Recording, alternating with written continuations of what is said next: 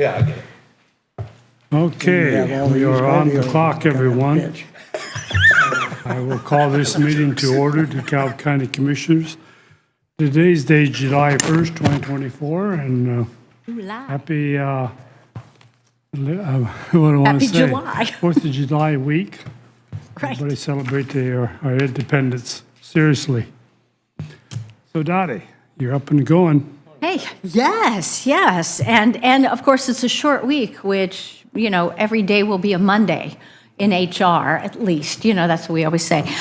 Hey, first of all, I'd like to go ahead and take care of the Surest plan design overview, that information that I sent you. I said we didn't need any signatures on it. However, I did want your blessing, your approval of that. And as I mentioned, Lauren from Apex has reviewed it. I have reviewed it. We're thinking everything is kosher. And so I think we probably just need you guys to say, yes, that's our plan. That's the one we want. I know it's what we have talked about before, but this is the definitive. Okay, I think we can do that. Lauren, any comments, questions, concerns? Good to go? Yeah. I'll entertain a motion then. Yeah. I remember. I'm, Go ahead, Mike. You can make the motion. well, I wasn't, Oh, okay. wasn't going to. I was just saying I have a little hesitation about the increase in the employee contributions in that, given the wage increase discussions at council and so forth, I'm beginning to think we maybe should have included council in the discussion in terms of maybe they would offer some additional funding rather than bumping the employee contributions as much as we are, because that's going to negate a good deal of what they may get in terms of wage increases. And I've always wondered why council hasn't been more involved with, the process. It's money.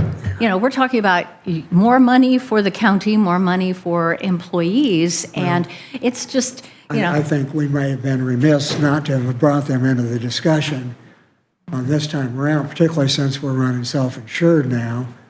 I think they have a vested interest in making sure that we maintain the proper funding for the insurance coverage. But I just, after going back and pulling those numbers and looking at that, I just have some concerns about that. I don't know what our timeline is on that, but well, our deductions start, the premium deductions start immediately. Right. They start now. So, all of those deductions, all those figures are currently in payroll. Our employees have, essentially agreed to paying those new increased premiums for the plan year 24-25. So. You know what, we're seeing a lot. Corporations are cutting costs big time. I was just talking to our church members. He's a chaplain. He's a corporate chaplain. He lost 300 employees as a chaplain because two decent-sized corporations cut it out. They're cutting their budgets big time. We're seeing a lot of budget cutting. I know it stinks to be an employee and see a increase in your premiums, but I'm telling you what, this health insurance is getting out of control. I mean, I look at my bills for the little things I've had done and go, how much? And, yeah, I know. $2,000 for 1 hour? So someone's got to pay it, is the way I see it. And it does stink. And I did have one comment from someone in one of the departments saying, basically, do I need to get food stamps now, since my health insurance went up $800? And I thought to myself, I was just getting a quote for next year when I don't have insurance, $24,000 in the private sector for me to get covered with health insurance for me and my wife, $2,000 a month. So, No wonder you can't sleep. yeah, I mean, so I'm gonna have to go on that MediShare, but here nor there, not about me, I'm just saying, I still think it's a pretty darn good deal considering the coverage they get. The hit stinks, and like you said, maybe council should have been involved if they wanted to throw some more money at it. But I think we might, this year, maybe next year, that could be looked into, see how it goes, and let's see how this wellness program goes, and see if we get any participation there. I don't know, but I think we better move on it, because I think if we hold it Well, up. we've got to lock this up. I'm just Yeah. wondering if, I don't know, if council has some different thoughts on their level of participation. Is that something we could adjust at the end of the quarter? I mean, the numbers don't change as far as Apex is concerned. Sure. It just changes What's on the internally, budget. so. Yeah. Internally, So- yeah. Well, maybe leave that up to council. Yeah. I mean, And I think I we have- got to accept the Apex Yeah. deal, and Well, then just yeah. if council Yeah. wants to do something, that's up to them. Yeah, we've but- got to get the renewal done. There's no doubt about it. Yeah. Yeah, and I have mentioned it to a couple of our council members, how I've always felt that it's been a little odd that council has not been involved. It's always been a commissioner decision, and there's been no input from council, and it's like, but it's the way we've always done it. You know how I hate that phrase, Well, so. especially since it's one of our biggest expenditures. Oh, it is. It really is, Outside of yeah. payroll, it's Yeah. one of our biggest Well, expenditures. and at the same time, we still have to be pushing this concept of wellness. Well, yeah, there's no doubt You know, about that. and that can be actually part of that. If it hits them in the pocketbook, it's maybe it'll motivate them a little bit more. But and then it comes down to the question of who funds, who fits, who gets the benefit, who pays the bill? Is it the taxpayer or the recipient of the benefit? Because they're so still it- employees. I mean, it's- we got, they are employees, so we got, we offer insurance. But I think from what I've seen on other people's insurance, now, maybe against the city of Auburn, we're not as good, I don't know. But just looking at the corporate level to the private sector, we have pretty good insurance from what I can tell. And like I said, I hate the hit for them, but man, the alternative is literally $1,500 to $2,000 a month to go out on your own and get Yeah. it. Well, sure. It's insane. I don't know how people can afford to live. Yeah, if you take a look at, say, employee only, and the cost to have that insurance for us is $1,300. For the employee of that $1,300, $80 Right. that's the Per pay, deduction, that's right? no, $80 per month. Per month? So, yeah, because it's $40 per pay, so. Wow. Anyway, so, yeah, when you look at it that way, there really is, it's a good deal. Yeah. Well, yeah, you're right. I mean, we've got to get this thing renewed and going, but I think it would not be inappropriate to throw that at the council and Well, say. sure. Because it really should be part of their calculations and debate in terms of the entire wage package and what they can do and so forth, so. That's true. I mean, they're the purse holder. We Right. make the policy. If they want to fund it, more of it, that's up to them. And every one of those council members knows the hole we were in 10 years ago from being upside down and self-insured, so I think they understand what the challenge is to make sure that we have this program funded the way it needs to. Well, and be, that so. does concern me, the funding of this program.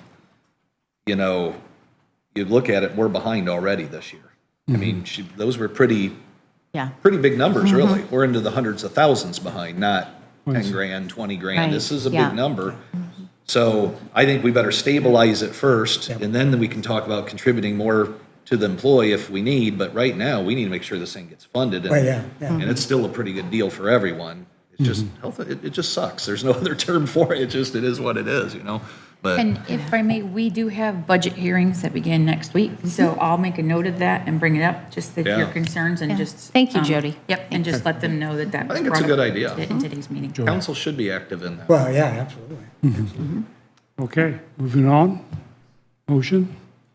Well, I'd make a motion that we accept the term Apex terms as outlined by Dottie. Email. Yes, that's for the renewal. For the renewal, Okay. yes. Just to have that on. Yeah, the record. renewal. Yeah. Yep, the surest I plan, will, Tourist plan, right? yep, I will design. second that. Okay, we have a motion and a second on the floor. Any additional comments from the panel or the public? All those in favor signify by saying aye. Aye. Aye, opposed, same. Motion carries. Right, great. And I just wanted to touch on that, the diabetes, the GLP-1s, the drugs that are being used for weight loss. Just wanted to touch on that. Yes, there are some private plans that are actually covering some of these, but I would say, based upon what I've heard from Apex and the webinar that I sent you guys, that I think we need to be steadfast that these drugs should be used the way that the experts are telling us to use them. And, I'm terribly sorry that some of our employees cannot get it for weight loss, but you have to draw a line somewhere. That's the off-label use is Right. weight loss. Yeah. They were made Yeah. to control your sugar. And right. Am I correct Yeah. there? So, Yeah. so to say Yeah. to offer it for off-label, that goes, now you got to offer other drugs for off-label too. Right. You open a whole can of worms. Yeah. And once again, we open up a can of worms to, we can make this exemption, this one, and So it's the way it is. I just wanted to make sure that, we were solid there. Yeah. I gave up part of my time so that Mark could come in and talk, but just a real quick rundown. Central Communications closed out their posting for a dispatcher on Friday, and so we do have applications. We have individuals who have taken their evaluations. Now it's up to Central to take a look at those. Community Corrections has a weekend residential officer opening. They are waiting for a drug screen and background check for that one person. Superior 2 with their bailiff, they're in the interviewing process. And of course, our favorite, Sunny Meadows. They are currently hiring for a part-time first shift, part-time third shift, and a full-time second shift. And then the other positions would be matron and then an additional opening. We will have, second right now is full, but one of our employees will be leaving in August to head back to college, and her name was actually in the paper over the weekend because she made the dean's list where she is a nursing student. So very pleased to have her on board, but she's just here for the summer. And I don't have any update on the job descriptions, but I do believe Angela continues to work on those when she can, and maybe we can get those to the Job Classification Subcommittee this month, make some changes. She wants to enhance the matron, take some things away. She has some jiggling that she wants to do, and as I said, enhance the matron maybe with more activities director sort of things, whether or not that is actually the matron or one of the other employees. If we're going to have people who live out there, their lives need to be enhanced. They need to be enriched. And so they already do some things, but maybe if they have it a little more solid, have somebody who is actually in charge of a schedule for, you have the churches who are coming in, the organizations who are coming in, but then there are also field trips. Couldn't they make some field trips? How about a visit over to Seckler's Pickles? Right. To see the factory. Things like that I can envision in my mind, but that's for Angela. So anyway, that's kind of what's happening. We open enrollment has finished. All of the paperwork is in payroll. payroll is working on all of that. And, yeah. So of course, June is always a busy month for that. And there may be some things down the road that I'd like to discuss about the things that we offer our employees. But as I said, I offered Mark to come in, and so I will, unless you guys have anything else for me, I will give Mark my time. Anything for Dottie? Okay, Dottie. Oh, real quick, is Oh, yeah. the security working at your building good now? Security is The- working. Yes, our little, Yeah. our ID badges, yes, you So you're happy with hold it? it. I think we are, yeah. We had a couple people who their ID badges weren't quite working right. I think we've got those all straightened out. I think it's a much better system. We're not worrying about who's going to, Larry, maintenance coming and unlock the doors at a certain time. We can put that on the schedule with IT. They have that programmed. You know, it works really well. I know that the extension office, who they are the keeper of the calendars for really any meetings or anything, you know, the white room, red room, or anything else, they'd kind of like to have, say, a calendar that department heads or individuals could see. They couldn't make any changes, but at least they could see, okay, that room is occupied. So all of a sudden, now there are some other things. It's like, oh, maybe we could, help with this. So I think it's, it's working out pretty Okay. well. Thank you for asking. right. Yeah. Thanks, Dottie. All right, thank you. Have a good day. You Have too. a good holiday. Yes. Good morning, Mark.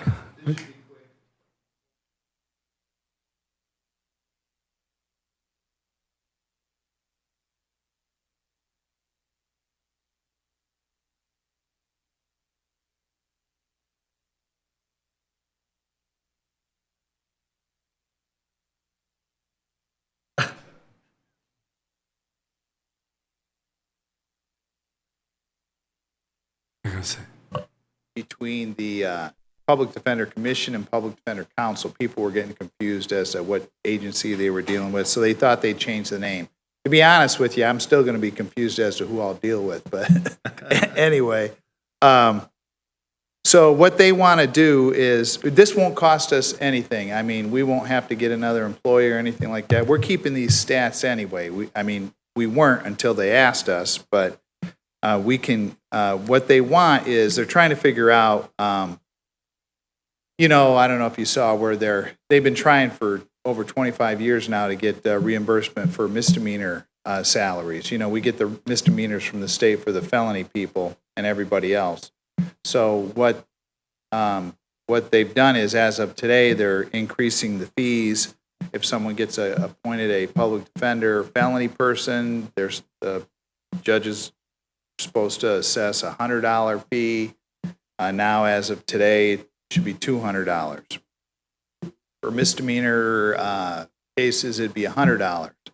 $50, and then as of today, it'd be $100. So they're trying to double the fees, and then the way they're doing it is they're saying, hey, the county keeps the first 100 or first 50 if it's a misdemeanor or felony, and then if they pay above that, then the state would get that money. And they're trying to see how much that would generate with the state to determine whether they can fund the misdemeanor reimbursement. And so the commission is looking to pick, and I think it made it through the legislature, that by the end of the year, they're going to pick up to 12 counties to be involved in this pilot program for 5 years. And so originally, I don't know if you followed any of that, originally they had picked 7 counties, and somehow we were picked. They wanted us to be one of the 7 counties to be in this pilot program. And then all the other counties in the state were mad because they wanted the money. So then there was a big fight, and it went back and forth. So now they're down to, or they're up to possibly 12, I guess up to 12 counties. And so for the next 5 years, those counties would be getting up to 40% of the salary for the misdemeanor attorneys. And we have 2 misdemeanor attorneys in this county. So we get the reimbursement for all the other attorneys, including myself. So that would be a nice chunk of money. And then in 5 years, they determine whether they would give it for all the counties or not. You know, they'd make the determination at that point. And I think the way why they cut this deal is just because they're tired of the commission every year coming in there saying, give us this misdemeanor reimbursement, you know, and so they got tired of that. So they came up with this compromise and an idea to come up with some more money. So really the stats that we have to collect are it's like 24 categories on misdemeanor. Like when the case was filed by the prosecution, you know, what date it was filed, when they went to court, whether there was an attorney there at the initial hearing. Remember they came up with Criminal Rule 26 where they would prefer that attorneys are there when people are in jail. So we actually staff our office when people are in jail, they're arrested for a charge and they don't bond out or they aren't given a summons. We were there because most people can't get an attorney at their first hearing, and there's a discussion about bond. So it's kind of a critical stage. So we do staff those. But if the person's out, if they send somebody a summons and they say, come into court, you know, and you see them there on Monday morning and they go to court there, well, they're already out of jail. And the likelihood of the judge adding any extra conditions on a person is very rare. So, but we keep those stats. They want all the stats, whether there's any pretrial release conditions, what the bond is, what it originally was, you know, what the result of the case was, or whether there was a conviction or it dismissed or not guilty, what kind of sentence they got. They want to know fines, costs, all that stuff. So there's 24 categories. So anyway, it's not a lot of money for this grant, but as I said in my letter to you guys, it's really just a way to keep them happy so that hopefully we're one of the 12, you know. So that's all this is about. And it's never a bad idea to pass down money, pass up. So there's no other strings to it then, Mark, at all? No. It's just, No, there's and we're no- like a pilot, you're saying we're kind of like the pilot program for this to see if it works, right? Well, we're not one of the pilot 12 yet, but we're kind of, I'll tell you, Derek Mason, the guy who wrote the letter there, you know, I think he's picked a couple counties to kind of give them this stuff during this year before they pick the 12. And I can't say for sure, but I think it's going to help us become one of the 12. Oh, okay. You see what I'm saying? The precursor to being one Yeah, of the the 12. precursor. So Okay. this is just a grant. They're saying, look, we'll pay you to collect these stats for us, and then I see. we're not going to make any. They're doing this. We're not going to make any promises, but you know, wink, wink. You know, I mean, I don't know. I'm just hoping. I can't say for sure, but I do hope that it gets us to be one of the 12, since they were thinking about us anyway from the beginning. And I think it goes down to our county. Props to our county, you know, as far as the judges, what they're doing, as far as assessing fees, our office with our stats. I think the state is looking for some counties that are following the rules, so to speak, and so that they can get good statistics from this county. And they're picking several different, you know, they'll pick a large county, small county, intermediate county, that kind of thing. And so, you know, I think that just says something about our county that they're looking at us. But like I said, it's not a huge request here. It's only about 10 grand, but we don't have to do anything for it. Our staff can collect that data for them. So they're paying us to collect data. Right now, yeah. Okay. Right now, just for this grant. And then hopefully, like I said, at the end of the year, we're one of the 12. And then it'll be a lot more money. We'd be 40% of about 80,000. Right. It's nice. Yeah. I reviewed it and didn't see any particular problem with it. It sounds like a good idea. And it sounds like what they're wanting to look at is to compare maybe the results of counties that get reimbursement and don't or something, and see if they Yeah. get better outcomes if they're getting supported by the state funding. Yeah. That's how I was viewing that, That's but- what I'm thinking too, Andrew. So, it's like kind of a no-brainer as far as I'm, but Been trying to get that done for how many years anyway? yeah, about a little more than 25 years, I think, right now. Yeah. 26 years, something like that. So finally, some Hopefully. progress. Yeah. Okay. I would make a motion that we approve the request for the grant.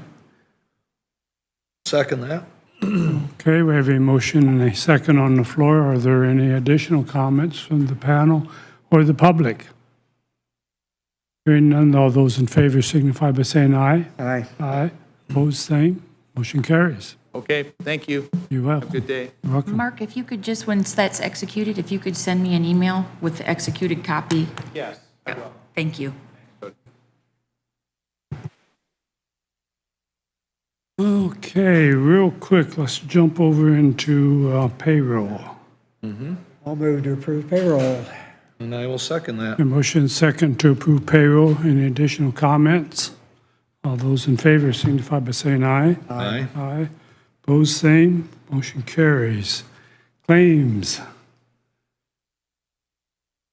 Make a motion to approve the claims. And I will second that.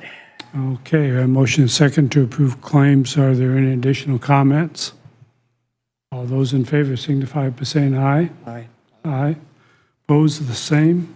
If I could jump in and just say, I apologize, I may have to jump out for some calls. My father's pretty sick and coming home on hospice, Oh, and I may have to answer a couple of calls. I apologize, but I'll try Sorry to hear that. make it quick. Yeah, thank you. No, do what you Yeah, gotta you do. guys probably knew dad, or know dad, so. Oh, yeah. But yeah.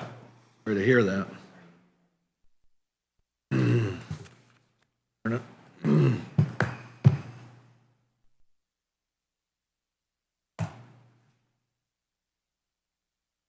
okay.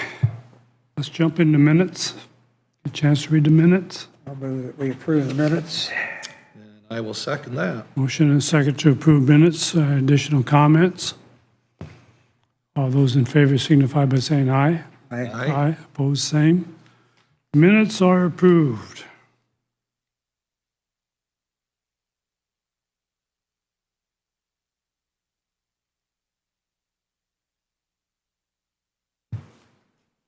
Okay, Mr. Warfield. Come up to the podium. Okay. Okay. Before, Do you want me to explain, Bill, or you want to explain? I can, Because he contacted me, it's kind of my fault. It's up to you. But if you want to no, explain. I will do. We tried to call KDC a little while ago and put a hold on this presentation. This looks like it's, if this is we got to be careful. We talked to the lawyer about this, about advertising in a public forum as far as a commissioner meeting.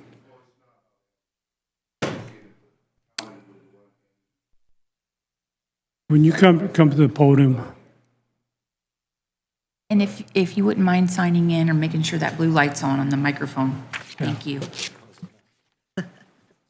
It's not about advertising or wanting you to plug. It's like, you have any need for like side-by-sides for the county, how you got dump beds for those rangers, golf carts for the fairgrounds, or anything like that. Any need in the future that you might have for that, we'd like you to look at us to possibly do business with us, keep some business local. That's all we want.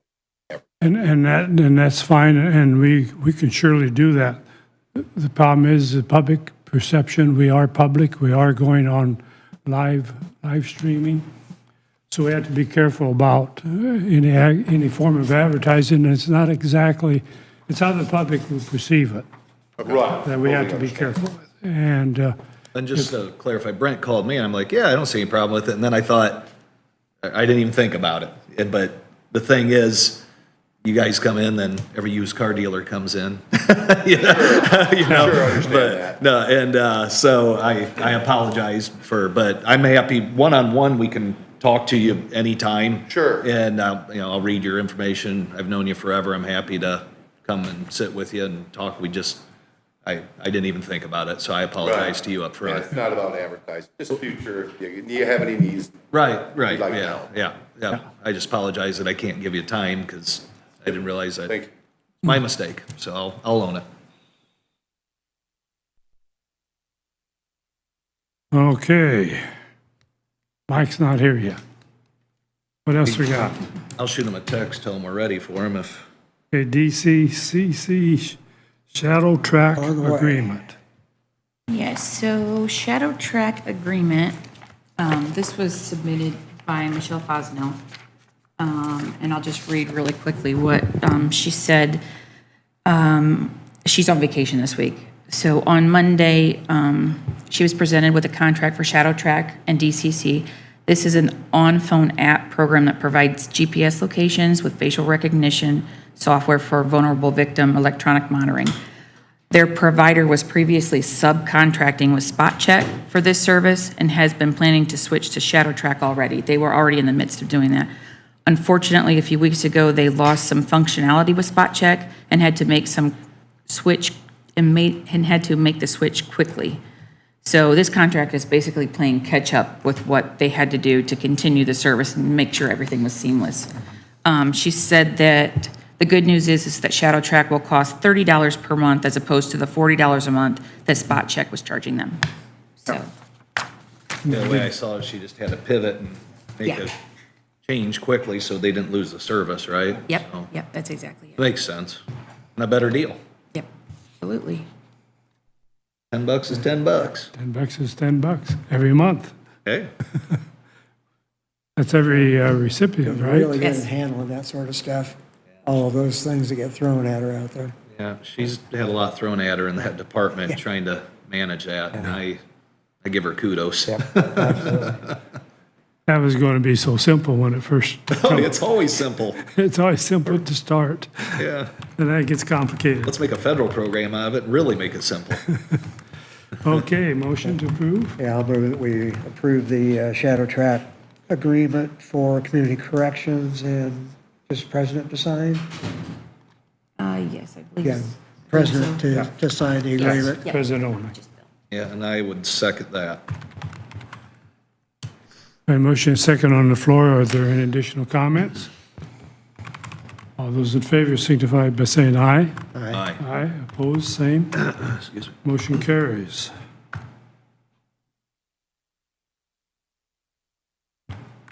Mike said he just left Waterloo, so.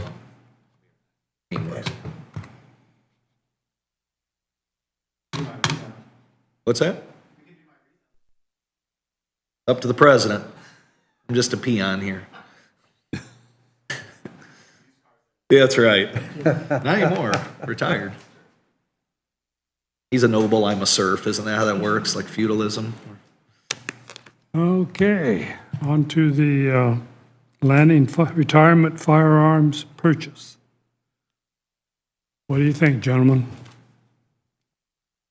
You know, he's a great employee. It's wonderful that he wants to retain that firearm. I think he needs to pay whatever true market value is, unless we're giving gifts to employees as they leave. But I think that council should be involved with that, saying, hey, we're gonna give a certain amount towards a gift. Because really, if you sell it, in my opinion, that gun's worth a lot more. I'd pay $300 for that gun all day. Glock lasts forever. Has night sights on it, and Isn't that what he was talking about, Yeah. paying 300 or something? I think he said 300, or someone mentioned 300, and then you did some research, Yeah. Jody. I did. It's He had offered 300. I don't Oh, necessarily okay. think that's, I'm not 100%, but I don't believe that was just like a starting point. We did do a lot of research, and, I mean, Northwest Tactical was putting it around 375. When I called Auburn Arms, they said they could sell it easily for 400 to 450.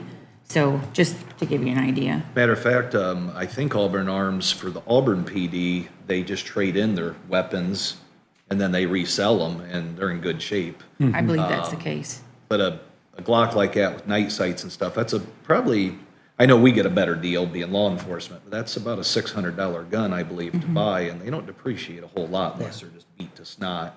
And he's not in the field, so his is, but great employee and stuff. I just think if it's kind of like that four-wheeler that we had, we had an offer from an employee and it brought almost 3 times that. I just think it'd be a mistake to sell property to an employee without getting a true market value out of it. And the additional items added, like you said, sights and whatnot, were originally $115 for the extra on top of that gun. Yeah. So I don't know what those would value, but just keep I that in think mind. whatever Auburn Arms said they would pay for it, take it to Auburn Arms and say, what would you pay for this to buy it? I think then you could offer it to him for that amount. Or like I said, if we're gonna start giving gifts, I'm no problem with that, but retirement gift. But If Auburn Arms said they could sell it for 4, Or they're not gonna, they're 375, gonna pay 450. less than they have to buy it. So, Well, what I'm saying is though, with all the accessories though and Yeah. stuff that's with it, yeah. like I said, I'd pay $300 without even looking at that gun. So I think that's reasonable, have them take it out to Auburn Arms, see what they appraise it at, what they would pay for it. Oh, okay, yeah. And then offer it to him for whatever that Yeah, is. what they would pay for it with accessories. What they would pay for. Like trade-in value versus sale value at the Yeah. dealership or something. What would you pay for it with all these accessories and then whatever, and I think that's fair. I think then that's to- reasonable, And that's yeah. fair to give it to our employee because he's a great employee sure. and we want to help him if we can. And they did say that, obviously it depends on the condition, but Right. that's what they would sell it for, was between 400 and 450. I did not ask specifically about all the extras that Right. on it. And the extras probably aren't worth a whole lot, but they're worth something. And my guess is that it's a 375, 400 would be a fair wholesale per se Yeah. price, but I think, like I said, you take it to Auburn Arms. Yeah. So we specifically want to reach out to them, whatever they would sell it for? No, No, Or whatever pay they for would it. buy it for? With, Okay. with whatever he's getting, that total package. They want Not what to they have a would look at retail that it for, gun. but what they would pay somebody to. With all of those. You'll have to take it out there, Buy it right? from. Yeah, I would think Have somebody so. take it out there and get an appraisal, and Yeah. Yeah. they'll give him They'd a, have to see the actual gun. Okay. Yeah, they'll have to see it. So I'll give in them a in written doing appraisal. so, do you want me to, I'll reach out to them, no problem at all. And they were quick about getting this to us. They were wonderful about it. Do you want to make a motion then that he can purchase it for whatever that is? Do you want him to come back? Do you want us to come back and say what it I have is? no or- problem with that. Let's go ahead and do the motion, Okay.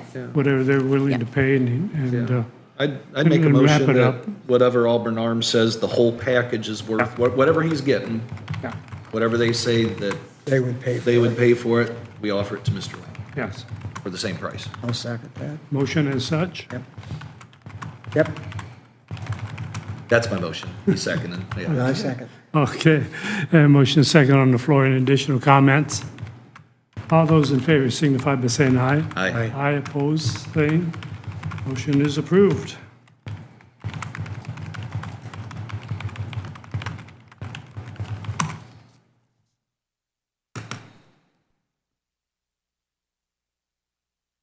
Okay. Covered bridge roof estimate. Yeah, and I'm not sure if this is something that you wanted to wait for Ben to get here to talk about. It really, the reason that we added it to the list is because we are doing budget hearings next week. Ben had told Susan that he received a few quotes, but he thought that Zacharick is the cost of the roof, where they're estimating it to be around $210,000. Our question was, I put that I increased it in the lighted fund to be appropriated for the 210 for now. But we really just kind of wanted to see what you all thought. If you felt like we should keep it at 210, or if you wanted us to put it back down to the original amount planned, which was 100,000, or somewhere in between. Susan was really just trying to get your guidance there, so that way we can submit that when we have our hearings next week. Do we know how many square that roof is? Is there, I we just don't. gotta, the only reason I ask is it's obviously different to do that roof than a roof on your house. You gotta have a net down there so stuff don't fall in the in the river and all that, but man, that seems like a lot of money per square. I can't imagine that's more than, how long is that, Bill, or is that bridge, Bill? 160? How wide is it, do you think? 20? No, It's not that. 16. 16? Probably, yeah. That sounds about right. Probably what, a 412 pitch on that thing? a little bit overhang. A little bit over thing? Yeah, a little bit, maybe a foot. 160 long? Yes. Wikipedia confirms it's close, it says 146, but you could be right at 160. Yeah. That might be the approaches too, but yeah. Can we take part of that out of Cube Bridge? I believe so. Okay, I thought so.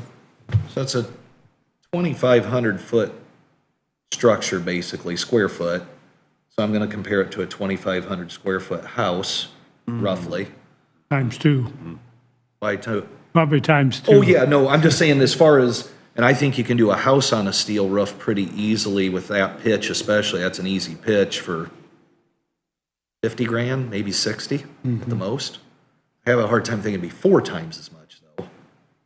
Is there any struggle with doing a roof or extra cost with doing a roof over a rushing river? Oh, yeah, definitely. Oh, yeah. And that is extra cost. That's I the mean, extra that's gonna cost. be an extra cost, I would think, because you don't want to, you're not gonna be able to dump any of your stuff on the ground or on a Yeah. tarp.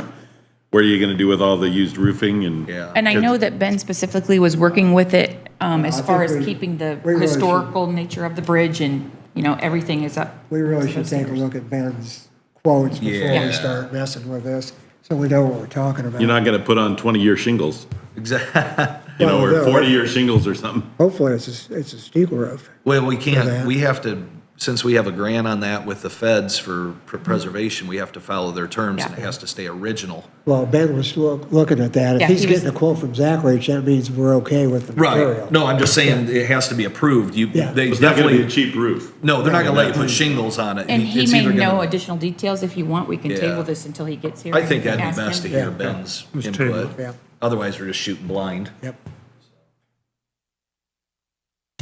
Oh, there's the mayor. Good morning, Mayor. Mayor. You come right on up.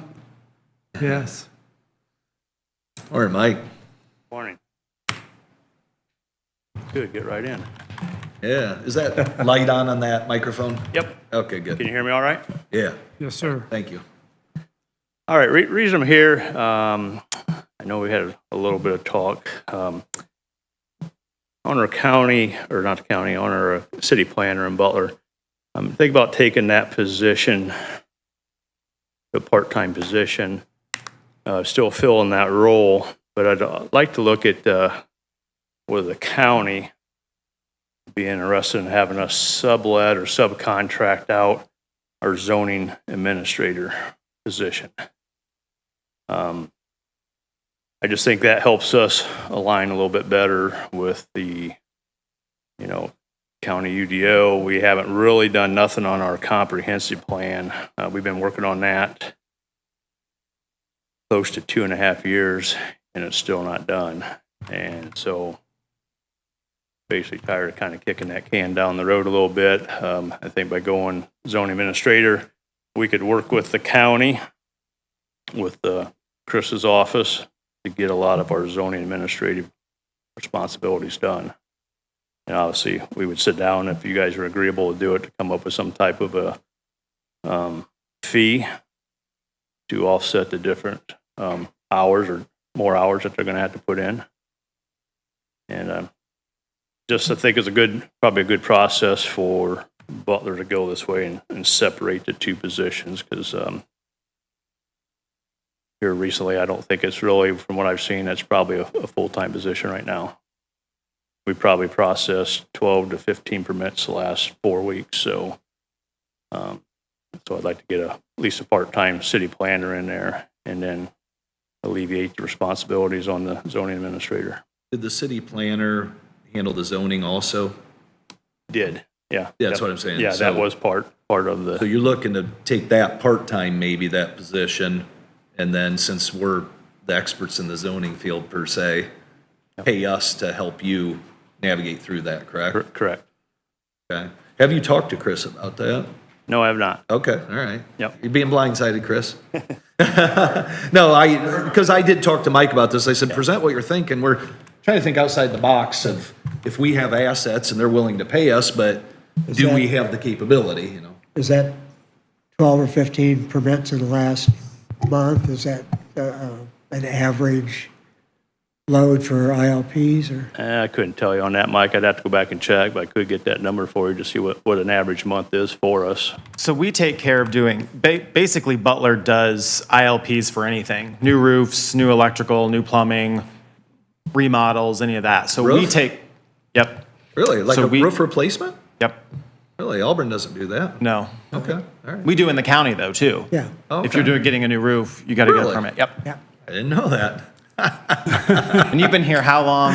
Too long. You need Todd, you need a permit? Is that what you're saying? No, I'm in the city all He's in city, so he's good. But, so they have to get a permit through Butler first, and then they get a permit through us. So I Oh. think, so his 12 to 15 permits are for anything in Butler, and then we issue the building permit side. So there's kind of two separate permits we're talking about. There's an improvement location permit that takes care of the zoning, and there's the building permit that takes care of the building permits. Gotcha.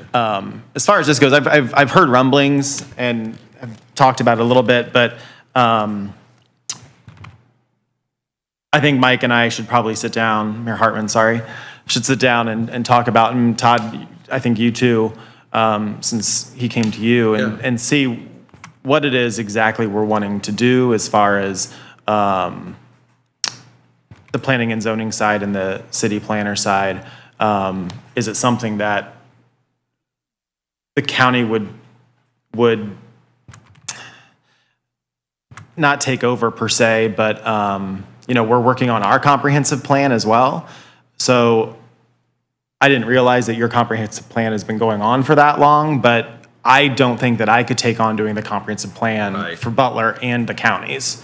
It's, if Butler would want to, in Cass County, we took on through an interlocal agreement, Walton and Logansport and Cass County, we did all three of theirs through separate zoning ordinances, but it was an interlocal agreement. So we could look at doing something like that, but the comprehensive plan is something that I just heard, and I could not take that on. We're about. you guys at all. Maybe halfway through it. Are you working with a consultant? No, Steve Bingham had started it. And then Just when he doing it on your own? Yeah, and then when he I wouldn't be able to retired. do it.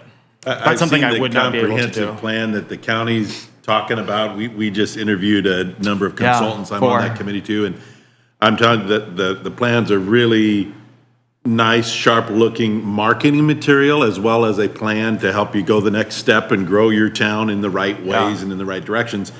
That's really hard to do with an employee that's got their own job descriptions. Chris has the ability to do a lot of that, but not the time. Yeah. And these other companies do it all the time, so they're very efficient at it.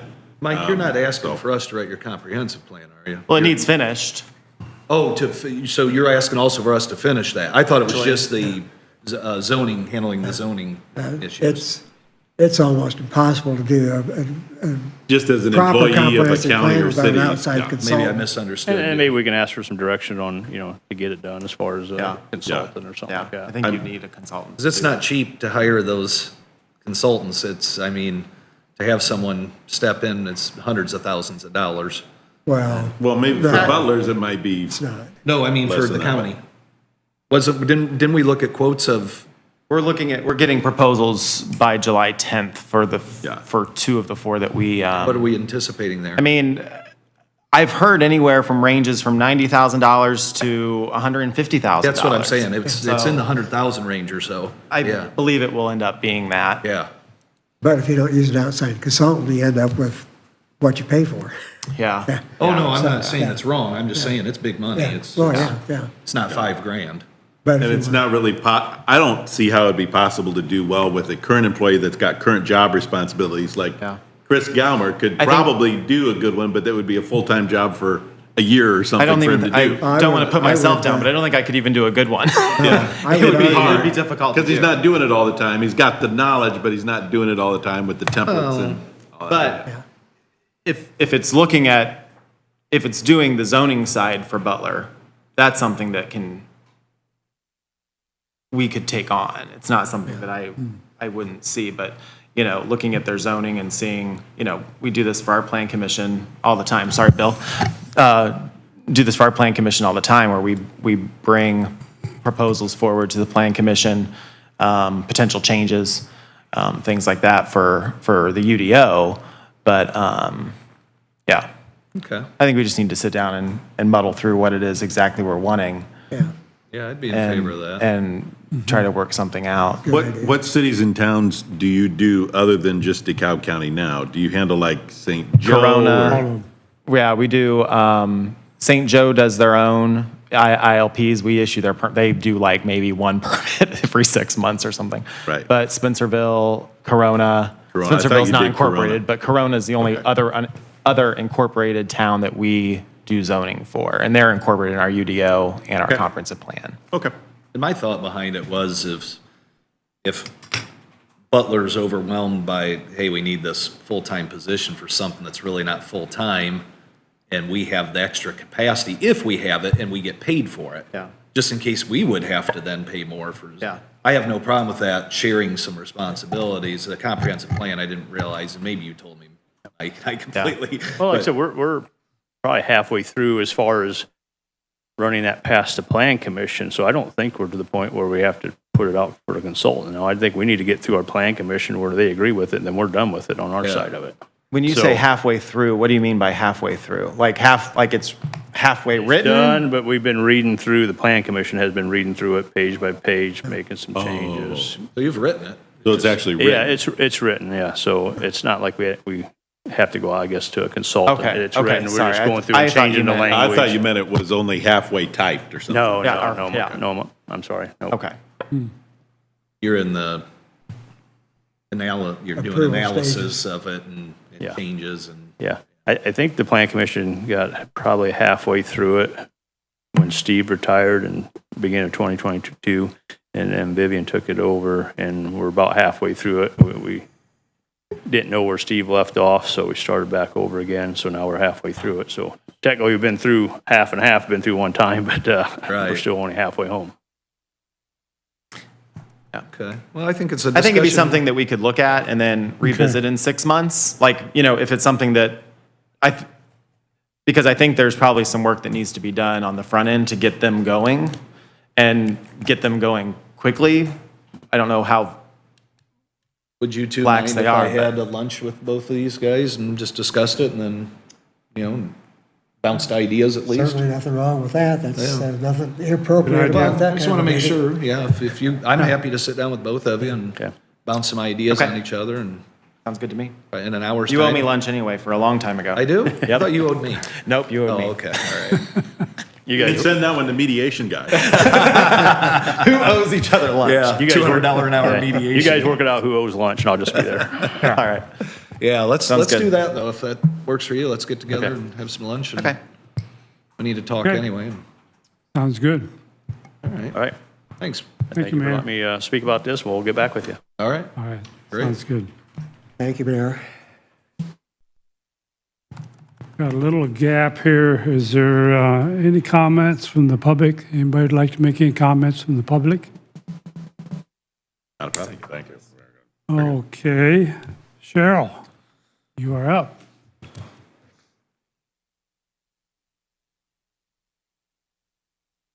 Good morning. Morning, Cheryl.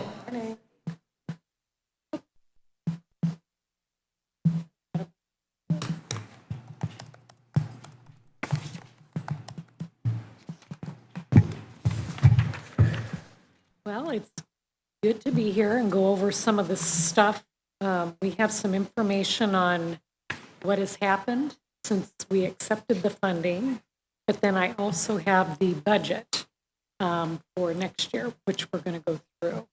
And I wanted to check that just to mic make on? sure how much time we have. That mic on, Cheryl, it is on. Oh, If is you could it? just stand in front of it. There you are. Now we can hear you. Okay. Thank you. I just wanted to check the amount of time, Jody. You're on from 9:30 to 10. Okay, just making sure. So we did give you some information. How about if I go through, actually, how about, you want to go first, Alyssa? Yeah, I can definitely go Let's first. have Alyssa go first. She has some information for you, and I'll type in what that is. And then possibly if you could clarify, when you're saying budget, you're looking at the 1161, the HFI, okay, specifically. But this is for budget approval. You're just getting the approval or asking for the commissioner's approval to then present to the council. Yeah. Hi, good morning. So again, my name is Alyssa. I'm the first deputy RN under Cheryl at the health department. This morning, I'm just going to do a little bit of talking about Health First Indiana partner funding for 2025. So before this meeting, there should have been some slide decks sent to you guys, which is what I'm also referencing on my end as well. So first thing I want to talk about here is just some of the core services that we are focusing on with this year's funding and are hoping to explore and dive a little deeper into for 2025. So last year we had quite a pretty good list of things that we were hoping to really increase services in for 2024. And some of those services and core service areas that we are really increasing have been things like childhood-led, fatality review, mental health for kids in the area, and then also maternal and child health. These are things, again, that we have really grown in this year and are hoping to continue to see growth in for 2025. We also are partnering with, I think, about 9 different partners currently, and they're also helping us achieve a lot of what we're doing with HFI as well. They're hitting in areas like tobacco and vaping prevention and cessation, trauma and injury prevention, maternal child health, and referrals to clinical care. We're really excited to be working with the partners that we have, and we're hoping that they're going to continue with us into 2025 as well. So I also provided you something that is called the DeKalb County Scorecard. And what this is kind of like a ranking system that the state of Indiana had created, and they had picked certain topics to focus on within the state that all have to do with the core service areas that we're all working on within the county. So I gave you 2 different scorecards. The first one is referencing something I pulled in October of 2023. But the second one, this was actually populated on June 4th of 2024. A lot of the topics that you see in 2024, there's quite a bit new data out on some of these topics. They actually also offered some new topics that we're going to be focusing on from here on out. And the state has even mentioned that they're going to continue adding different topics as well. So our scorecard is just going to be getting bigger and bigger as we continue into HFI. So some of the topics that I kind of want to talk about today, and some of the numbers that you're seeing here, the things that are highlighted in yellow, those are brand new topics for us as a department that all of our counties in Indiana are starting to see on their scorecards. So some of those things are opioid overdose rates, smoking rates during pregnancy, and also social vulnerability index. So those are very important, those aren't something I'm going to focus on today. But some of the ones that I am going to focus on, you can see have been kind of marked with different arrows, either positive or negative changes. So some of the ones I want to hit on are adult obesity, children under the age of 3 who are completing their vaccine series, and also infant mortality rates. So for adult obesity, if you compare that to the one that was drawn up in October, there's about a 10% increase across the board. So in Indiana, as well as our county rate, has increased about 10%. I was shocked by that when I saw it, and I was like, what's going on here? The state actually did come forward and say that for this scorecard, they actually went with a new data company to get this obesity data. So this data is actually more accurate than what was in 2023. Pretty consistently, there was a 10% increase across the board in all counties in Indiana. So we don't really know if this is actually an increase or if this is just more accurate representation of what we are as a county. But even with that 10% increase, we actually increased rankings, so actually became better as a county throughout all of Indiana. We actually jumped 30 spots up, so that's pretty good. For children vaccinations under 3 years old, we also had a 10% increase from October. So we went from 5.9 to 6.9, and again, increased 30 spots in rank in the state of Indiana total. Our health department definitely takes pride in the amount of vaccines that we offer for children and adults as well. So we're happy to see that those children are getting what they're needing to get into school and all of those things. Other big one I want to hit on is infant mortality rates. So in 2023, we had a rate of 4.79 for a county. We actually did see a negative increase in that number. We actually went up to 5.08. And though it is a small increase, something like this is never taken lightly. And it's something that we know as a county that we'll need to improve on here and really hit hard in 2024 and 2025. And again, we're already working towards that with having groups in fetal infant mortality. So we're reviewing cases within the county and kind of learning from those cases and what we can do as a county to help prevent infant death. So those are kind of just some of the big things that I wanted to talk about in these numbers. And again, these are great areas for us to improve on and to continue to work in. So I'm excited to continue to keep seeing these numbers come out from year to year. Real quick, when you say the mortality rate 5.08, what is that 5.08 reference?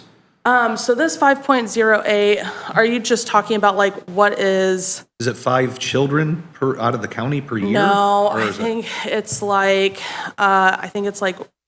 1 in 1,000.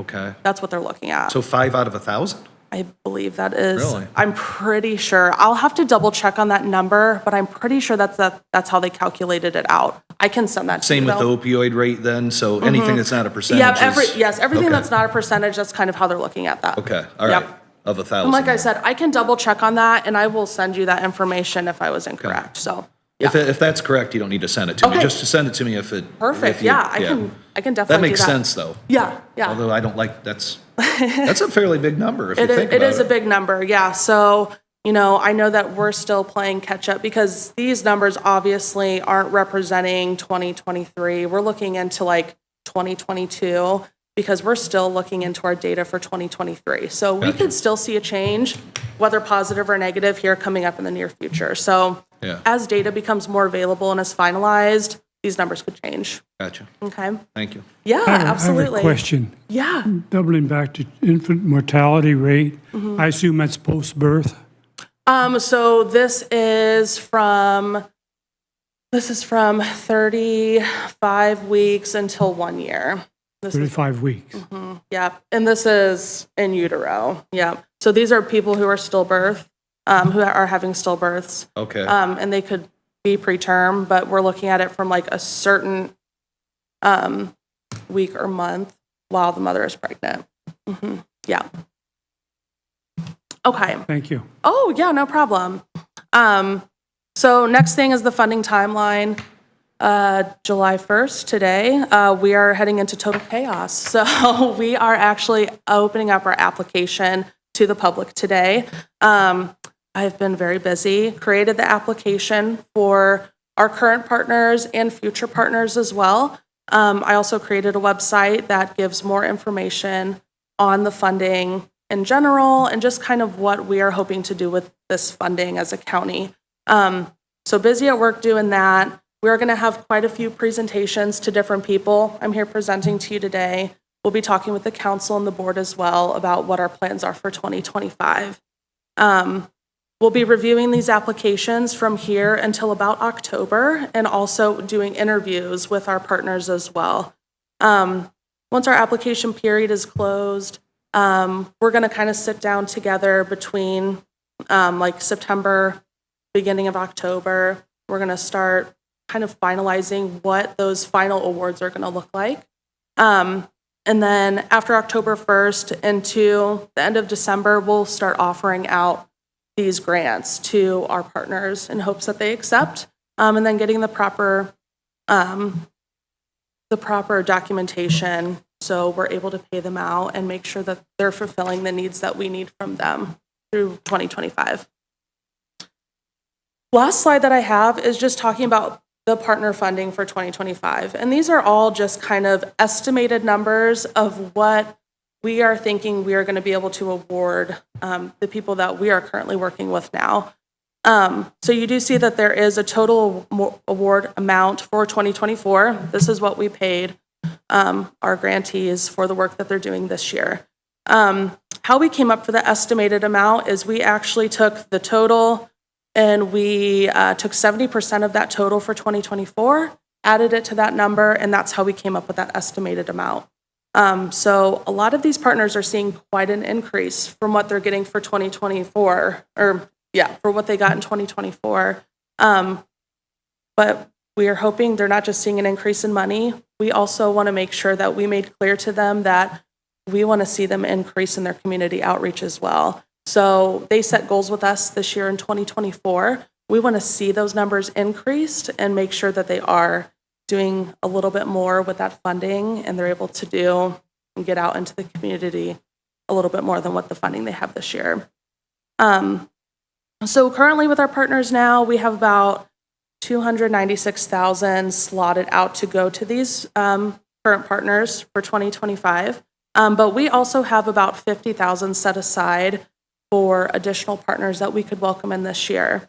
So that $50,000 is pretty close to evenly split between health initiatives and also environmental initiatives. And as a health department, we did pretty good at brainstorming ideas of how we could, again, get these new partners, what kind of initiatives we wanted to focus on, things like bed bug remediation, helping people get new septic systems if they are needing help doing that, if they need replacements. There's a lot of different things that we talked about, and I'm sure this list will continue to grow as we brainstorm through this year. So yeah, that's just kind of a little bit of the health funding for 2025 and a little bit about this year as well. I'm done with my part, but if you guys have any additional questions or comments, I'm happy to answer those to the best of my ability. And I was glad to see the increase to St. Martin's. They do a lot of good. yes, they are doing, honestly, and I wish I would have had some of our tracking numbers that we are putting into the state. St. Martin's is doing amazing. I mean, the amount of people they serve is incredible. And you have high quality help like Dr. Schmidt going there, Yeah. volunteering his, and that's big money. Yeah. Dental work. So that's great. One thing I would encourage, and I'm not trying to tell you how to run your budget, no, but please. life, we don't get to St. Martin's unless babies are born in Women's Care Center.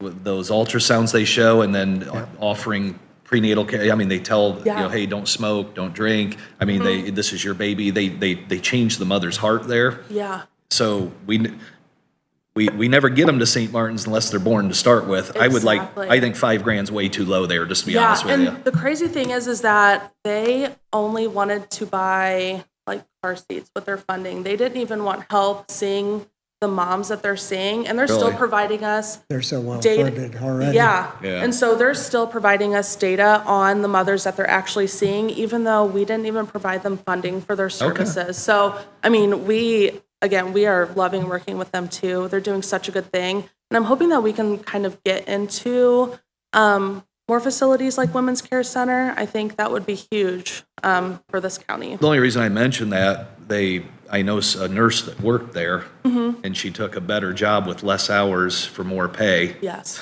And so Yes. if they could afford to pay, because she actually would have liked to stay at that job, but the pay was Yeah. a total different and less hours. So maybe they could take some money and pay their employees a little more. I don't know how it works. Right. I'm just saying. Right. To me, sanctity of life starts, the baby's got to be born in order for us to help it later. And Absolutely. so just something to, Oh, if they don't yeah. want the money, I get it, but. Yeah, absolutely. Yeah. Like I said, I've been kind of talking with other people in the county, the DeKalb Pregnancy Center as well, and it sounds like they're growing a lot of their programs that they offer moms. So even if we could get in there to make it more, Yeah, we would love to do that too. yeah, that'd be fine too. Yeah, absolutely. No, just keep that in your mind. I mean, Yeah, definitely. No, thank you for the suggestion. I appreciate it. I heard the word environmental mentioned. What does that look like? What are we talking about when we going to get involved in environmental issues? Yeah, so really one of the big problems that we do see in the county is bed bugs. It's expensive. When you get bed bugs, it's very expensive to get those bed bugs out of the house. And we're just in planning stages right now. We're just kind of talking through this, but we would really like to start some sort of bed bug remediation for our older adult populations. There's a lot out there and offered for parents with children. Whether they take that support or not is up to the parents. But we definitely wanted to kind of offer support to a more vulnerable population, again, being the elderly. So that's kind of something we're looking into, potentially funding something for that. So that's kind of what that's looking like. Another thing that I've also done for environmental as well is we're looking to digitize all of our environmental processes within the office. So I have been researching software systems, found a really great one for a great price. So I'm really excited to bring them in and hopefully kind of make our workflows a little bit better, a little bit easier for our department as well. I also mentioned replacement septic systems as well. I know that I think it's St. Joe Watershed that offers scholarships to people to help them replace their septic systems if they're needing that. We're hoping potentially that with some funding, we could help boost the amount of people that they're able to help with that funding. So that's another thing we're looking at as well. That's a huge issue. Yes, it is. Yes.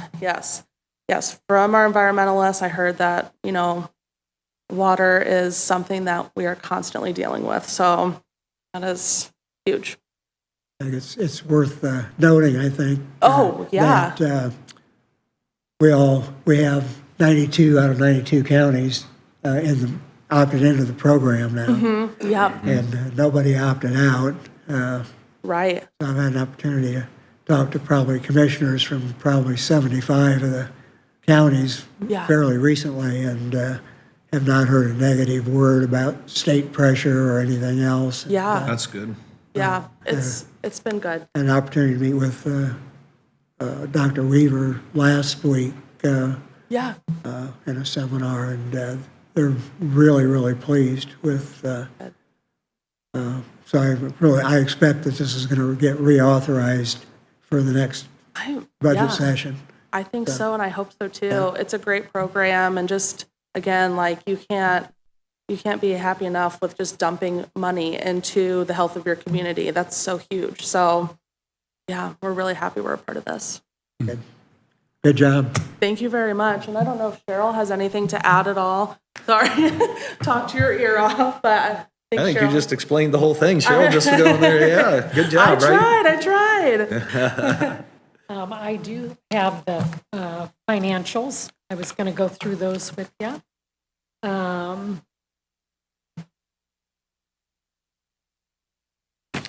So for the next year, we are going to continue, of course, with Shannon, the school liaison.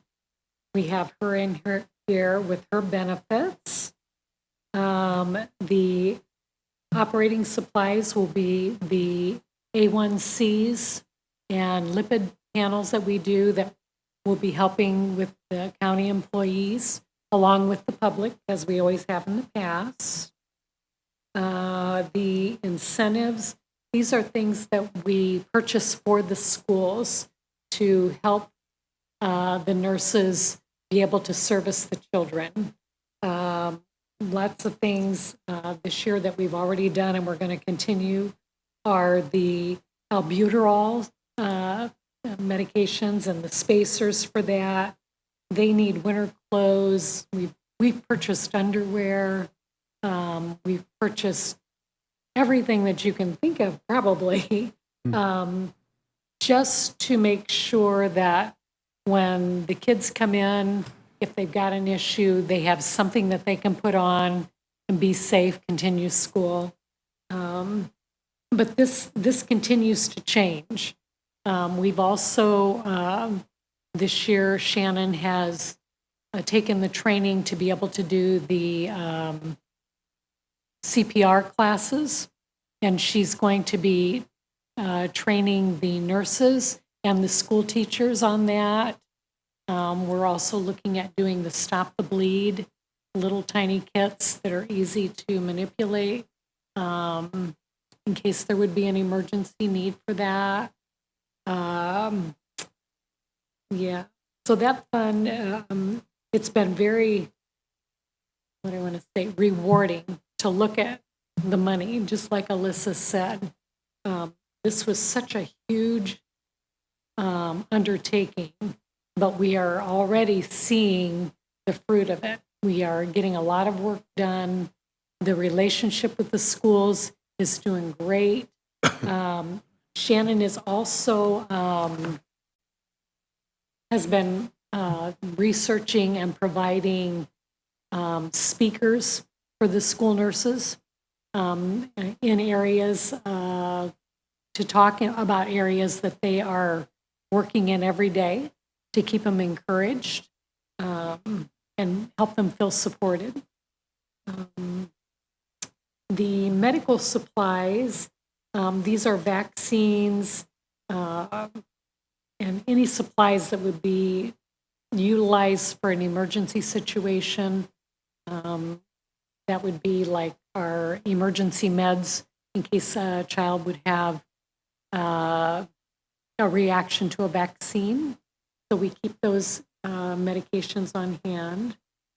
The environmentalists, like Alyssa was saying, we've tried to really brainstorm with them on ways that we could help use those funds in a way that would impact their work.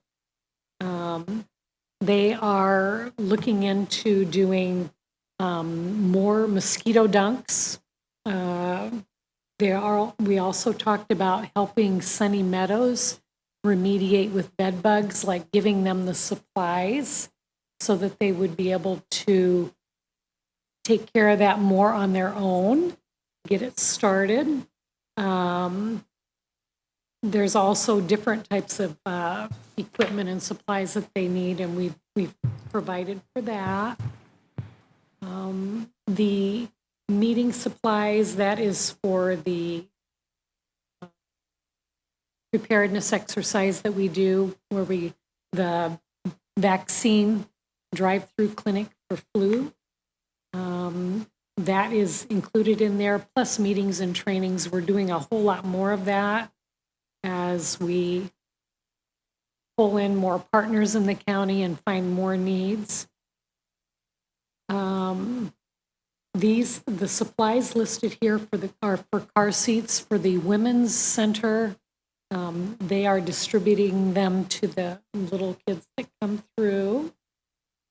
The reading materials, manuals, things of that sort are brochures for the health area and the environmental area.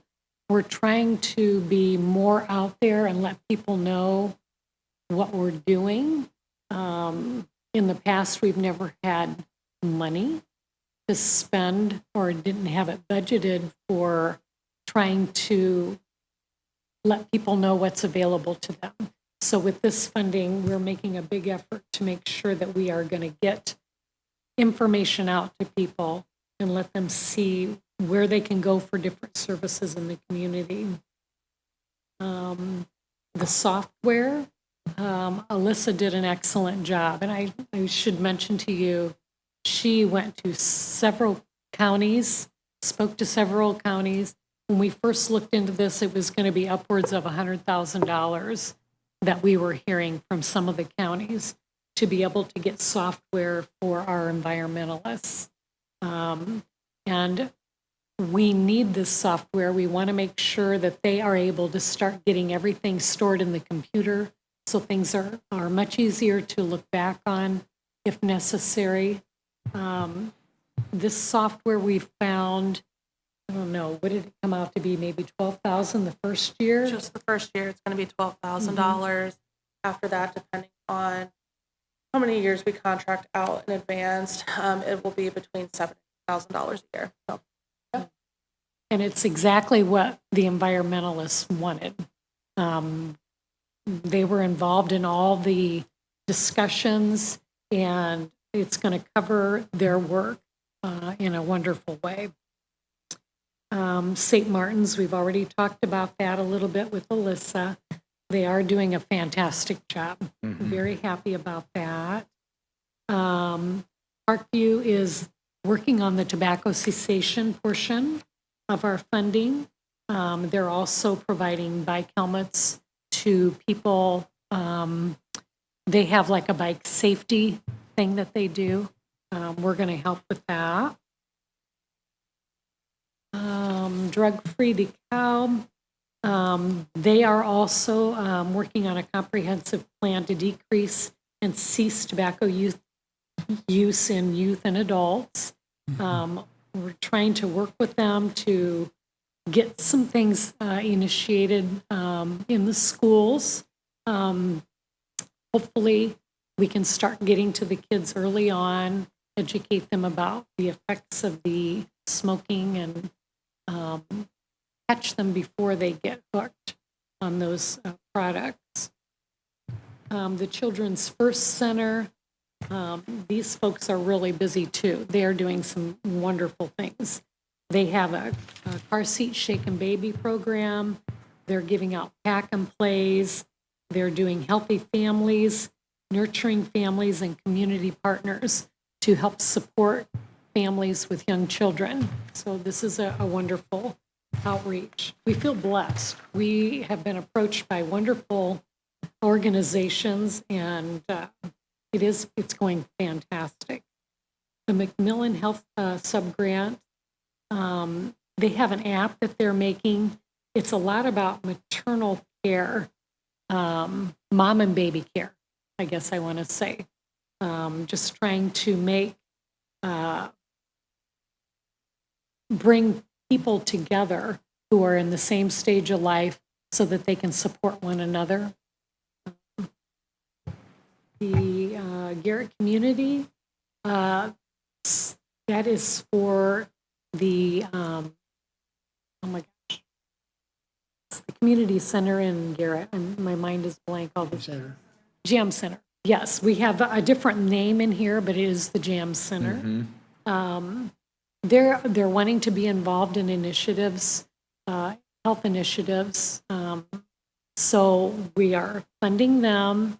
We're trying to also get vaccine clinics, whatever they reach out to us for, we're trying to support. The Women's Care Center, they're giving out car seats to the mothers. The Garrett Kaiser Butler, that is the school system. They have a virtual health clinic where they have staff that come in. Actually, do they have in-person staff too at times, or is it all virtual?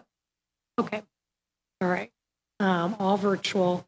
A great program, keeps the kids in school so they're not having to leave to get to a doctor. The Mental Health Fund, this Alyssa talked a little bit to you about. This is going to, as far as the children, that are in our schools up to 18 years of age.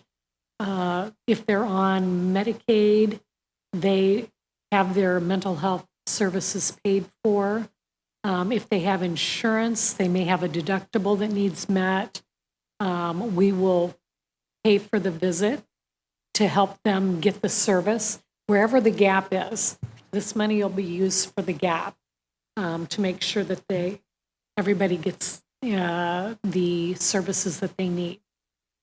And I should mention that the schools, all of them either have 2 days or 3 days a year that are free to the students. So our money would kick in after they have utilized that. And since last year when we took on the funding, we have partnered with Northeastern and Bowen to make sure that these folks can get the services that they need. And they will not, the children do not have to go to Northeastern or Bowen. We can help no matter where the parents choose to go. We realize that some of them already have someone that they're used to being with. So we'll keep them with that provider. Let's see. The advertising, I had mentioned to you that we were trying to get information out, not only in paper form, but also through ads, different types of things that will help us let the public know what we're up to at the health department and how they can get the help they need. The equipment and repair, that is about our machines that we use. They have to be calibrated to do the lipids and A1Cs. The equipment rental, that is the backhoe. Kathy teaches a workshop to septic and system installers and realtors, all kinds of people that are involved as far as homes being sold and needing to be updated as far as their septic systems. And there's just plain water testing that we provide supplies for. The subscriptions is, forgot the name of the program, Canva is the system that she's using to do a lot of the advertising that we've already started getting out. She develops it. The lease is for any place that we may need to go if we would have something come up and need to get vaccines out to people. The contractual scientists or the contractual services are the soil scientist and the backhoe operator for Kathy's class. Can we pause while we're up against the clock for the pledge? Oh, yes, I'm I know sorry. we're almost there, but That's all we right. still I've have only to got a pass couple this. lines. Okay, So let's do the pledge and then we'll come back and finish up. okay, Okay? okay.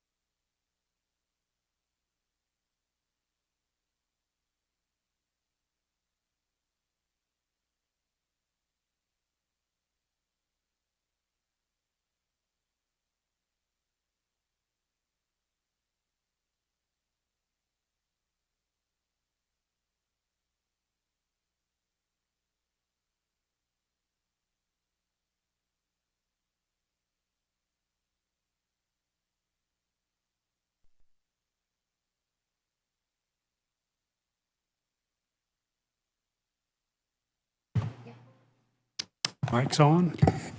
Hold on. Hold on. Okay, Cheryl, you're off and running again. Okay, It's on. it's on. He came over and shoved it in my face again. I don't even notice it. I probably move away from it because it's in my line of vision, but, so the contract staff, that is our contractor to help us with the HFI funding. We want to continue with her next year. The other maintenance contracts, these are the awards for people that we don't know yet. We're hoping to be able to pull in a bunch. Alyssa has a long list of people that we would like to get involved with for the funding. The capital outlay, we put down generators, future replacements. I think what we're going to do is this funding had separate line items for equipment and things of that sort. I think it's almost better to just stick it all in one spot, and that way one account, so that we can always get money out of the one account without having to transfer money around. And I think that's it. I think that's everything. And I shared with a couple of you, I wanted to go through all the lines this year because we've made some pretty significant changes in this budget. But each year, I think that it's going to be more honing in and it won't change quite as much. Hopefully a lot of change with each of the partners on what they're going to do. But this is it. So, you have any questions? Any questions for Cheryl? No, that was a really Comments? detailed presentation. I appreciate both of you. Yeah, that's great. Fantastic. Well, we appreciate you listening, and then we'll move on. And I believe we need a motion for her to Oh, yes. Yes. send that to council. Accept this budget. Yeah, go ahead. Go. Oh, okay. I'd make a motion to approve the health services funding to be sent to council. And I will certainly second that. Okay, we have a motion and a second on the floor. Are there any additional comments? Hearing none, all those in favor signify by saying aye. Aye. Opposed, the same. Motion carries. You're off and running another year, Cheryl. Thank you. You guys have a good day. Keep up the good work. We'll see you. Send Mr. Ben in.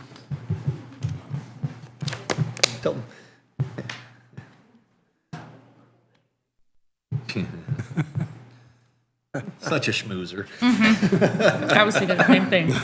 I said you're a schmoozer. Wonderful day, ladies, huh? Absolutely. Yeah, one of these days I might need a Band-Aid or something. There you are. You just never know.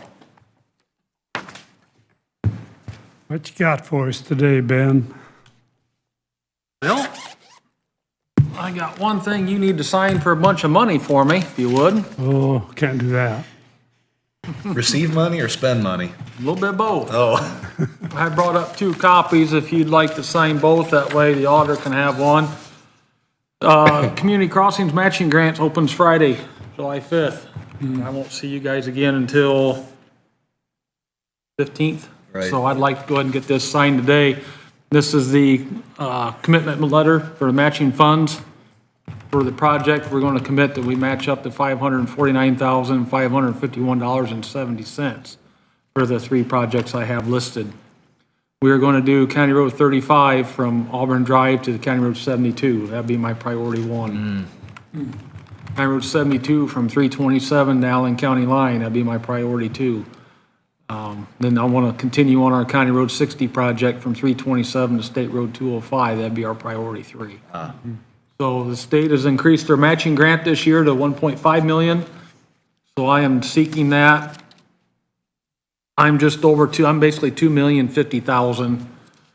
We're probably, unless something drastically changes in the economy and asphalt world, we'll probably come in under my budget, which will be good. But with the uncertainty in today's world with everything overseas and everything, you never know. It could go the other way as well. But those are my projects for this year's community crossings, and I have this for you guys to approve and for the commissioner president to sign. And just for the record, that's just shy of 10 miles. That's 9.86 miles of road. It's just amazing what that costs, you know what? Yep, it don't take long. It goes hurry. So you Goes want in a to, hurry. we need a motion for the community crossings grant then for these projects. Yep, for that, and and approval for me to submit. Submit. I'd make a motion to approve Ben to submit for community crossings grant for those projects with the match of $500,000. I'll second. Okay, motion and a second on the floor. Are there any additional comments? All those in favor signify by saying aye. Aye. Aye. Opposed, the same. Motion is approved, and I will sign. Yeah, I worked on them a while back, so I'm ready to submit once it opens. Just due to the highway move and everything, and being in July, I didn't want to get caught. So they've raised the cap to 1.5 instead of the million. Wasn't a million a cap before on that? Yeah. That's good. They got extra money. Yep. Wish they'd just give it to us and let us spend it as we I deem know. necessary, but That's the next step. We're working on it. right. We are working on it. So then I just got a nice little note here from Acres Land Trust. We had a citizen make a gift, Mary Ann and Fred, how do you say their last name, Fiedler? Fiedler? That's how I would say it. They paid tribute to us for a good deed we did, made a donation to Acres Land Trust in the name of the DeKalb County Highway. So I thought nice. that was nice, and I just brought that up and share it with you guys. I thought that was nice of them, so. Yeah, $3 million. That's amazing. I didn't see that on there, but. How many zeros did it take to get to that? Right. Yeah, so that was nice. I received that in the mail Yeah, that is nice. last week, so. Very good. Ben, could you send me that in an email? Yeah, If I can have a copy of it? better if you want to take a copy of it, or I can scan it to you. I want to stop over there. That's Yep, sure will. Well, I just heard since they went to Sure. trouble of doing that, I'd bring it up here in the meeting and No, that's, let know it was appreciated, It's so. nice to get those kind of, You know, we get those occasionally. We Yeah. don't, we do, so. instead of you threw a rock through my window type stuff, right? No, I get those too. Yeah. I don't think I really have much else for business for you guys today, unless you guys have some stuff for me. We are currently working on stuff, the new highway building, getting things set up for the move yet. I still have not gotten a complete move date when they're going to be done. I keep hearing different dates. Now we're July. last I heard was December. Yeah, it's a little discouraging. Yeah. We did get a temporary fuel tank set up through our fuel suppliers, which is Keystone now, what series? Keystone bought them out. We got a 2,000-gallon tank on site that FCI is paying for the installation of that tank. And then since we're not buying tanker loads, my cost went up 20 cents per gallon. And FCI agreed in an email to compensate us for that till the new tank gets installed. So I worked with the auditor, and we're just gonna go ahead and pay those normally until our new tank is done. And then I will add that up and then send them a claim for that, and then they will reimburse the county. Instead of doing it every tank fill, it's not, we're not talking a tremendous amount of money, but it is money. So we'll cover that cost, and we'll get reimbursed. The transfer switch that we was waiting on did come in. Oh, good. It is there, it is installed.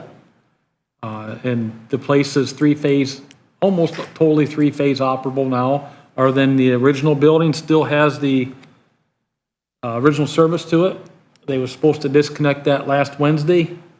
That did not happen. I don't know why. Electricians wasn't out there 2 days last week. When I was out there, I didn't get a chance to speak with them. So I need to go out and talk to them about that and a few other things. So that needs to get swapped over yet, and then the building will all be off of the new power. Great. We've been working out there. We got some shelves set up that we put in for the shop, for the parts room. And then we worked some last week. All of our tables and chairs and things got delivered from Bassett's. We put all those together and got those stuck in a corner. And got there's a lot of miscellaneous things going on that we're doing out there, little spots here and there. Working on the sign room today. We're getting shelving put in out there and just trying to do what I can in order to stay out of their way from what they need to finish yet, but yet still progress us, for I'm not trying to do it all. There's a lot of moving parts that I'm trying to do what I can and keep us progressing and waiting for that time to happen, so. Ben, while we're talking about FCI and well, the situation with that fuel tank, just for the public record, would you go with some details as far as why that come about, why that happened, that FCI is having to pay this extra for this fuel tank and the fuel? Yeah, it's what happened when that project was originally spec'd, quoted, and discussed, it was for a 12,000 gallon fuel tank. It was all in the bid docs. There was some discrepancy between the builder and the architect and us of what they actually had and what was submitted, back and forth between them and Mercer, which was the supplier of the fuel tank and the canopy. Supposedly, the prior project manager to FCI was coordinating that, and somehow along that email chain, a 10,000 gallon tank was quoted and spec'd, and that's what got ordered. I had other emails that showed that Mercer and us and our architect discussed a 12,000 gallon tank, and then plus that was in the bid doc. How that conspired on their side, I'm not for sure where that got missed, but we ended up with a 10,000 gallon tank. And had some pretty good discussions back and forth and discovered that it was an error on their part, and they are now purchasing a 12,000 gallon tank for us. In that process, all the ballards has got to be removed, the tank's got to be disconnected, picked up, moved out, then new and placed. But them tanks just are not sitting on a lot. They got to be made, ordered and made. So we are looking at a time frame of October before that fuel tank will be delivered. Just speculating now. So with the move supposed to be any day, we was concerned I can't move and then keep my fuel in Auburn, so I needed to have fuel. They did not want us to use the 10,000 gallon tank because they want to keep it new in order to resell it. So they agreed to get the 2,000 gallon temporary. Keystone put a monitoring system on it that will send them daily reports of that. They agreed to monitor that and keep fuel to us, because depending on our projects, we can burn through that 1,800 gallons pretty quick. Yeah. So they're gonna fuel that every other day, daily, weekly, whatever is needed. But since our annual bid, see, we bid our fuel for X amount of gallons for the year, and we also bid that as tanker loads. So I still need to buy from them if I can still meet my quota, so I can't just go buy all my fuel at a fuel pump. And then we also spec'd it for tankers. Well, a 2,000 gallon tank's not gonna take a tanker. So since when they bid that coming right out of the terminal and bring it to us. Now this is coming out of a different substation, so therefore that increased the cost of fuel. And instead of us eating that, it wasn't our error. FCI agreed to pick up that tab. I just wanted to establish that this wasn't a goodwill gesture on the part of FCI, that it was their mistake and they're responsible for it. And now moving forward, the transfer switch, that was supposed to be, when that come in, we're supposed to be ready to move in. We are not ready to move in. We got a punch list a mile long and nothing's being done on it. And I'd like you to explain a little bit what you're finding out. Ben's been going out there and have to lock this up and secure this facility, because they just walk out and leave doors open. He's got pictures of doors blocked open, overhead doors open. I was out there last Thursday night at 7 o'clock. The main gate down by the pole barn was wide open. It was? Well, And, got- and it happens pretty regular. I go there, Where's the project manager making sure this is not happening?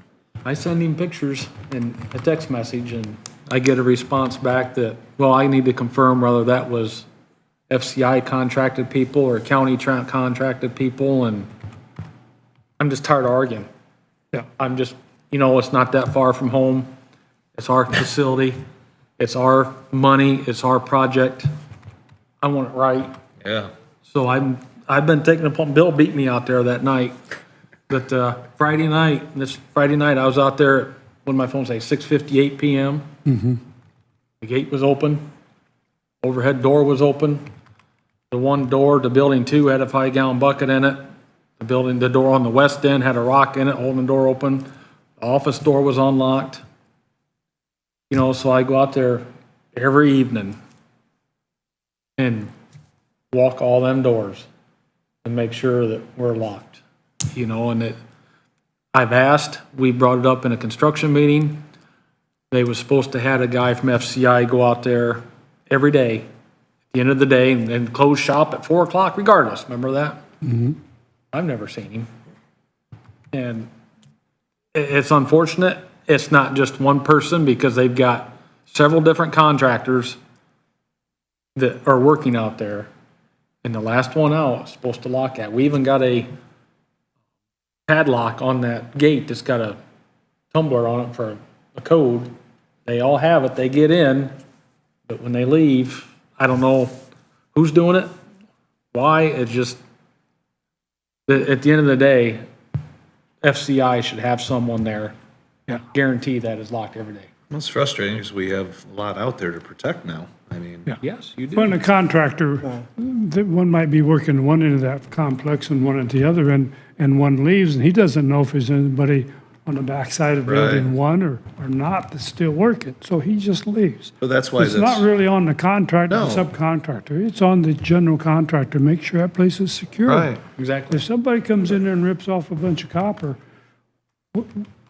what's the liability? Who's Not got only the that, what's the liability? setback? And how far back does that set us on getting into that facility?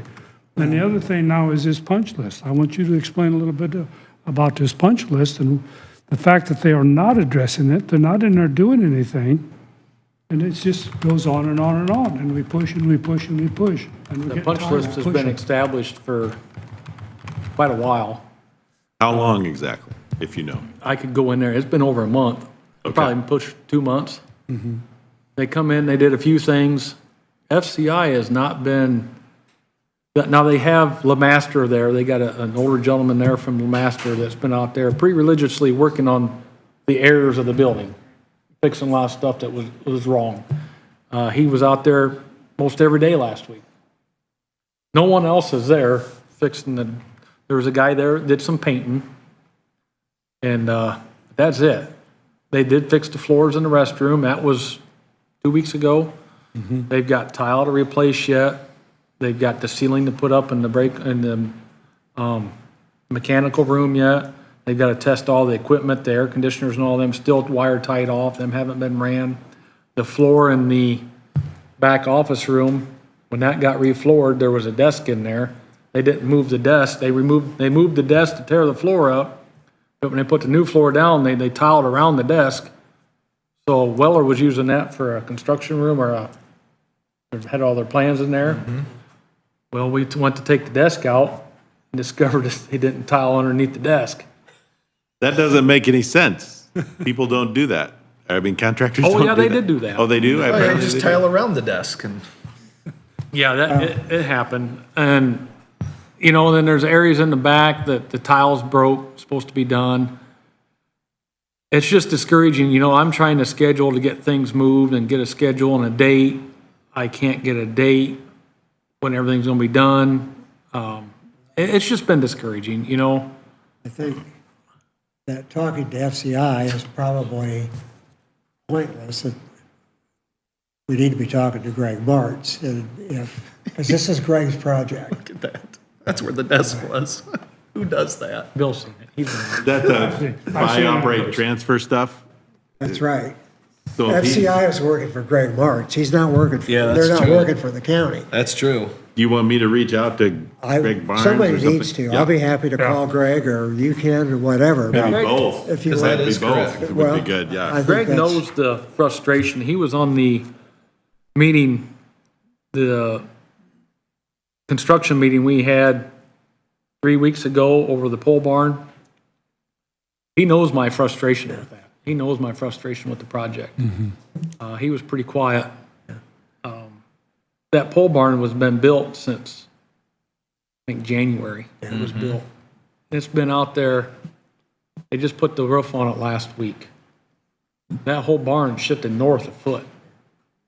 And they had to go out there, cement blocks, come-alongs, pull that thing back, go in and reinforce it. I certainly would not be comfortable approving any more releases of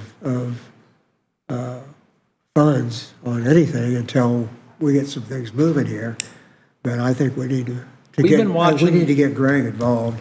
We've been Yeah. watching the payments when they come through. I've denied some of the submittals to be paid. I didn't pay for the painting on the inside. We didn't pay for the fuel tank yet, I don't think. There's been some others that we haven't paid. And we have a pretty good amount in our the contingency funds, or not their contingency funds, but their, what am I looking for here, Mike? Their money they have put back. Yeah, our reserve, what we're holding back. Right, Yeah. right. So, What if you called in the head person from FCI to speak at your next commissioners meeting?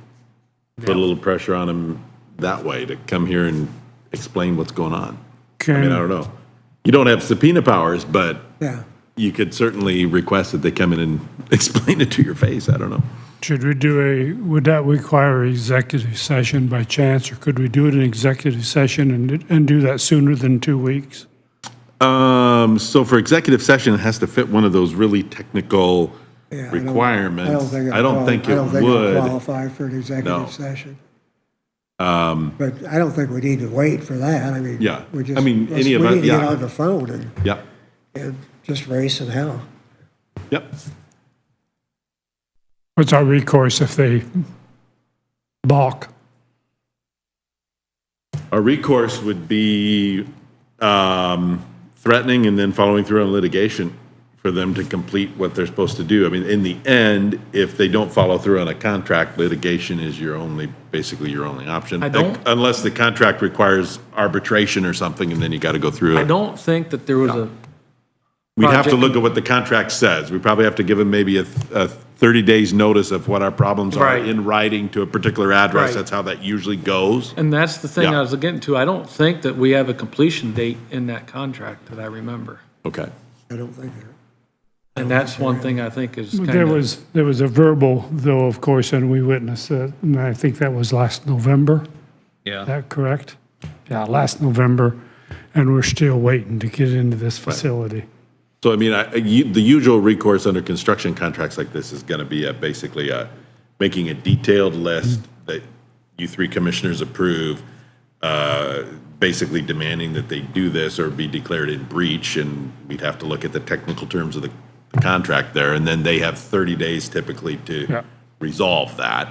might and be then- something, I think Susan's got it. I don't have it. But maybe send Andrew that contract, and let him look through them parts Yeah, of it. if you don't mind trying to find it and email me the contract, and I'll look through what our steps are to go Well, forward. If And she there- don't have You it, can't just sue typically, and not that we would want to, but No. typically you have to follow the contractual terms.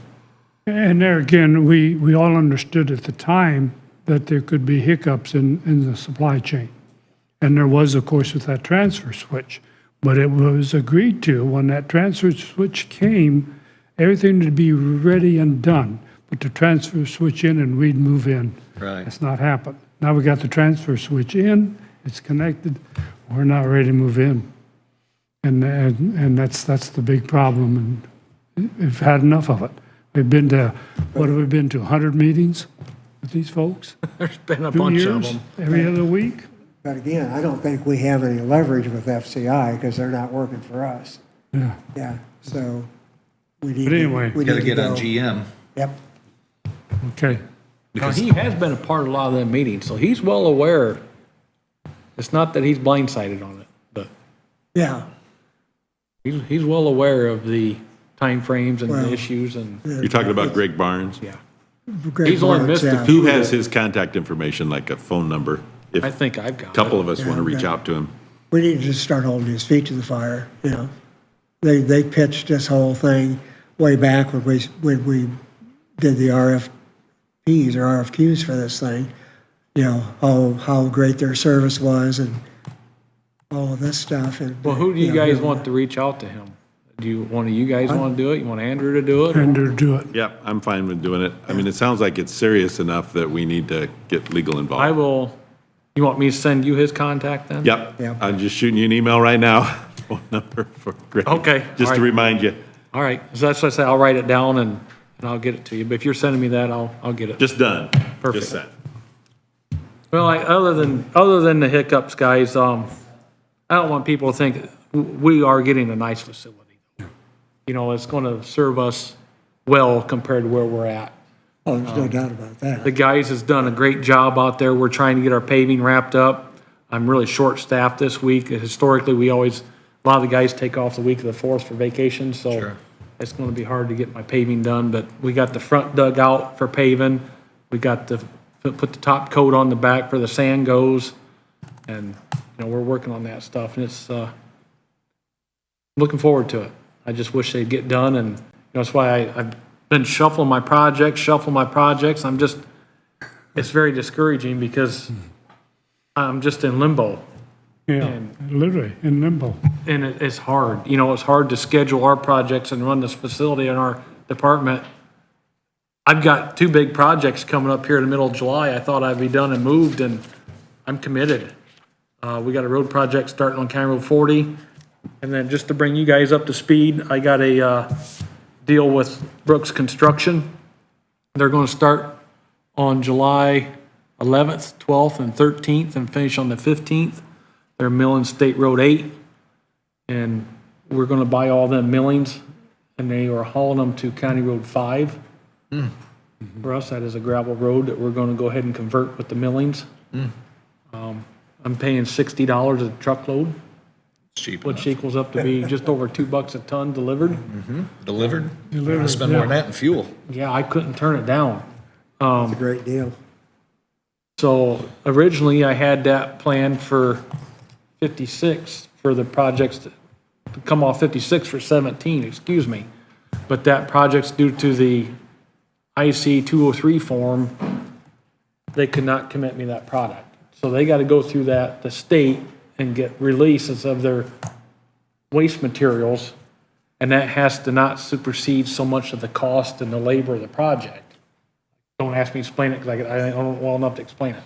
This project's not there, so they can take the material to us. And the state approved that. I had to go through, we had to file for it, state approved it, so that is a dump site for this project. Okay. So that's going to be taking place here as well. So, along with some chip seal and an FDR on another road, and I'm trying. So, Get it, yeah. but like I said, when they tell me this date, and then it's this date, and then Well, we're see just if going to we- do the best we can. See if we can rattle some chains here. Okay. So, but that's all I have for you guys, unless you got anything else for me. I think that kind of wraps it unless somebody else is. Well, the Do we- bridge stuff, but we got Chris on at That's what I 10:45. was just gonna ask you. The only thing that we were wanting to know is about the bridge. The- And the only thing is if you wanna meet with Ben another time, that's fine. I have to have something to input for budget because our hearings are on Covered Tuesday. bridge? For the roof, but the estimate, do you have a written, how many square it is, or what, or is it No, just the? I got with Zachrich, this was back May 14th of 21, when we first started talking about that. I asked for some budget numbers. And he's got in here install and remove of false work, remove and dispose of existing shingles, installation of sheeting, install metal or shakes, depending on what we do with paper between the layers, and then we're gonna redo the fascia board all the way around it. It's $55,000 for cedar shakes and $135 for the steel. But that was in '21. I reached out to him to try to get some budget numbers for this year. And short of going through and getting estimates on everything, we just figured to add 30% to it. And that was the numbers we come up with, because this is just the budgetary number for budgeting, because we're going to have to bid the project. Yeah. Once we get a spec put together. I'm not for sure. I reached out to Steve and asked for samples of that steel siding. I wanted a brochure sample of it for I can send it to IDEM and see whether they would approve that. When I met with her on site, she was leaning very heavily towards the cedar shakes. So that's why I wanted the specs and details of that metal. That way I can submit to them and see if they would accept that. Is that IDEM or a historical? It's IDEM, because we got a grant through IDEM that bound us to, they have to give us approval for 10 years. Is it on a National Historic Register or something where we have to get Bridge approval is. from them for anything on the building too, or not? No, we own the bridge. We can do, it is on the historic registry, but we can still do things to it at our leisure. Okay. But this bound us to, since we took their money for a grant, we signed You it. have to follow, sir. We Okay. gotta follow it for 10 years or we gotta pay their grant money Maybe we back. just need to spray foam the roof for now and, or put a coating on it or something, or patch it until the 10 years is up and do what we want. Would they accept this steel? There again, you need to have the specs on the steel. This is the shake look-alike steel is what we'd want to put on it. Yeah. But the idea of them is to keep everything as original as possible and Yeah. and that's the thing, because if the shakes are still available, it's just gonna depend on how they accept it, Bill. I don't know. I haven't had to work with them before. I never had this type of grant.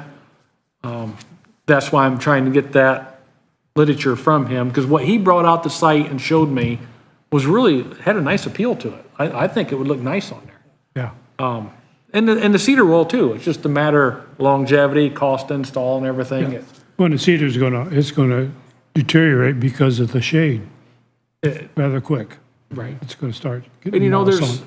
he added a little bit of money in here too, because there's a lot of them rafter tails that are rotted that's coming off that they're gonna have to replace. There's more than just tearing off shingles and putting on. Sure, I mean, sure. there's them little eave overhangs over the window openings, them's getting pretty rotten, the bracing and all that. I mean, there's gonna be a lot of work that goes into that. Plus, they're hanging over a creek. We gotta watch that. I don't think we need to have a DNR IDEM permit for that, because we're not in stream. We'll just have to do our best to protect everything from falling, but I don't think we'll have to have any permits for it. Because we're not working in the water, yeah. We're probably better off putting 2 or 210 or 215 in the budget where we get it from eventually. We can move money around. It's what I asked. Whether we pull some from Cube Bridge or. Because when I submitted my Or budget, I put in there for that bridge roof, and then Susan brought up that you guys had 100,000 appropriated for it. So I think is what she was trying to gather is that how did you want to budget for it? Did you guys want to up some of yours, or did you want me to take some out of our budget or split it or all of it? I think that was kind of what she was looking for guidance on. What do you have in your budget for it? I put in for the whole thing out of another fund, that the money's not in that fund. So I'm gonna have to go back in our Cume Bridge and move funds around to cover that for what I had planned. I'd have to see what I could maybe shave for projects. I've got some construction next year, and I got some more bridges I wanna send out for engineering, is what I had planned. But the roof needs done. I wanted to try to get it approved, get it budgeted, and then get a scope of work done, and then bid it this winter for next summer work is what I was hoping, if we had funds to do it. Well, we've got 100,000 in the lighted budget, so we could up that, or if you could get 100,000, I would have to go back through and see what I got and where I could shave. if or- we could pull that out of Cube Bridge even. Why don't we up ours to 150? Okay, I'm fine And with then, that. and then if you can make up the difference. I think we just need to have 200 and change allocated for the roof, and then we can figure out where to Right. pull it from. Because honestly, when I'm we not actually gonna do the know project. until it's bid where we're gonna be. Yeah, Yeah, yeah. who knows? Because I mean, this is a 21 estimate, and Yeah, Yeah, I don't things have know. changed in 3, 4 years. I'll change your lighted fund appropriation to 150,000. Does Okay. that sound like Let's do that. a good estimate? That work for you, Todd? Yeah. Yeah, that's good. Okay. And I'll have to go in with mine, I'll try to look at that. Jody, and I'll let you know Okay. on mine. I know it's crunch time. If you could have anything to me by Tuesday, that'd be terrific. Okay. Okay, All righty. I'll have to pull my budget back out, scratch my head a little more. My hair's getting a little thin, I gotta watch that scratching. Just make up something. It's, There's a lot of moving parts, a lot of things to budget and look for and think about but I know the roof's been needing done for a while and I've been asked about it a few times and it's not that I don't wanna do it, it's just we have so much infrastructure and I'm just trying to get everything covered and keep our bridges safe. Okay. All Thank you, right, Ben. Yep, Have a thank you, good guys. one. Thanks, Ben. Stay sane. Yeah, trying. At least it's beautiful weather out there. Hey, can't be better. Beyond good. Up, Chris.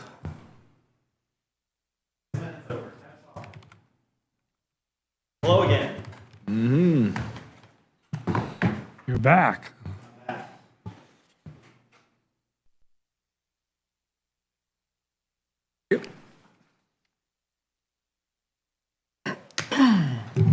Yep, sorry.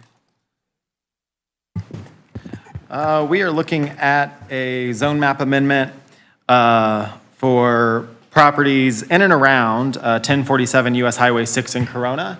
That old tire place that was there. Hillbilly Tire? I'm sorry? Hillbilly? Hillbilly Tire, yes. And some properties that Commissioner Hartman owns. So we're looking at that corner, and then if you look at page 2, it gives you a location map of where we're looking. Oh, and before we get too far in this, I hadn't discussed it with Bill Hartman, but we probably should be careful on, I don't believe you can necessarily vote on your own zoning amendment. Have you? He can't vote. He can stay in here. I don't know what your rules are. In our plan commission rules, he had to leave the room, remember? Right, but I don't know that there's what any your county rules are here. commissioner rules that you can't necessarily be in the room, but I don't think you can vote No. because it's on your own I land. wasn't figuring Yeah. on. Okay, good. I just wanted to just discuss that before we went Just any stare him further. down, Bill. Just stare down your colleagues. You're not gonna run me out, though. All right, no, you're good to stay. So that yellow outline area is where we are looking for the zone map amendment. Page 3 just gives a more zoomed in look at that. It's currently zoned C1 Village Commercial and R2 Medium Density Residential. We're looking at zoning the Hillbilly Tire area plus an additional about 2 acres to the low-intensity industrial, and then the remaining property in yellow to agricultural A2. So basically, so that the property that will be owned by a future welding place, guy that does welding, business welding. Anyway, we'll be going in on that location, and then the remaining, again, will be the A2 agricultural. So the rest of that property will all be the same zoning district.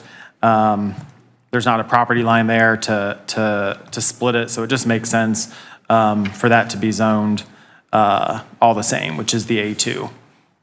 The Plan Commission heard this on the 18th. It was a Tuesday evening, and did give a unanimous 8-0, with Bill abstaining out of the room, recommendation to the county commissioners. So again, it is about 3.5 acres from the C1 to the C1 and R2 to the low-intensity industrial. That will allow for the welding business to take place on that property. Okay, that needs an I2 Right. rather than a C? Right. Okay, all right. Yep. Okay, well, that explains that. I wasn't Yeah. clear that that required it. Yeah, that requires it the zone, that's kind of what pushed the zone map amendment was Mr. Farber wanting to have the welding business. He bought that Tyreville property, or Hillbilly Tire, thank you. And he's purchasing an additional about 2 acres to have that business there. So this is kind of obviously the first step through the plan commission. Once he gets going on that, he'll have to do the development plan, but yeah. That acreage could vary because it hasn't been surveyed yet. So, But it's about that general location would be yeah, that it's just line. pretty much, that's probably pretty close. Yeah. Yeah. No objections from adjoining property None. owners or anything? Yeah, I don't think there's anybody from the public There was nobody in the audience. It's on the edge of Corona, so Right. where you typically want to see development is Yeah. on the edge of communities like this, so not spot zoning out in the middle of the county or something. Right. so. Well, considering some of the complaints we had on that property before, they're probably gonna be glad to see nice. something nice going in there. Yeah, and he, at his plan commission, just some information, he's, at the plan commission meeting, he did say that he's had people dumping on the site. He's tried to, have the sheriff out there trying to do really? some, so he's trying to get the tires cleaned up there where he said you can't believe the amount of tires that were back there, even after we had talked to them through our code enforcement to get things cleaned up. It just got so bad again. He's working on it, but It sounds like he is really doing work to clean up out Yeah. there from the sounds of Yeah. it. I got a picture of that whole west end is cleared out now. Oh, wow. Of tires, Okay, yeah. good. Whole west- They got a pile back in that northeast corner that they're still working. They had 3 semi-vans Yeah. in there loading. and he the was last loading them by week. himself. So, yeah, they're getting, God love him. Well, that had to be literally thousands of tires. Yeah. Oh, yeah. And you can't $5 obviously, each to get rid of them, that's pretty yeah, expensive. and you can't, as you know, you can't dispose of just, No, you gotta recycle them Yeah. at $5 each, and it's expensive. Wow, last I knew, they were going to Defiance, Ohio. really? But he was trying to work a deal to take him over there and recycle them. Okay, I guess I can ask for a motion on this. I'd make the motion to approve the zoning changes outlined by Chris. Would that be resolution 2024-R-5 by any chance? Yeah, yes, it would be. I'm sorry, That's all right. I'm kind of spacing a little. You're good, man. Yeah, for the, resolution 2024 R-5. All right, I'll second that. Okay, motion and second on the floor. Any additional comments? All those in favor signify by saying aye. Aye. Aye. Abstain. And it takes 2 votes to pass, so it passed. All right.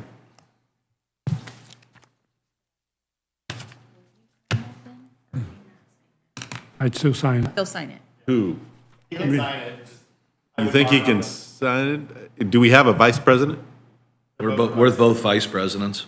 Okay. Should one of us sign it? I've never had that come up before, let's see. I was just thinking before I you would sign think he out, could sign because he's still the chief executive, it's just that he couldn't vote. He couldn't vote on it. Yeah. It's a good question. and it specifically asks about the vote, so it says how many voted for and. Yeah. So, And I think you should put in definitely 1 abstention and put out that Yes. Bill abstained or something, so, okay.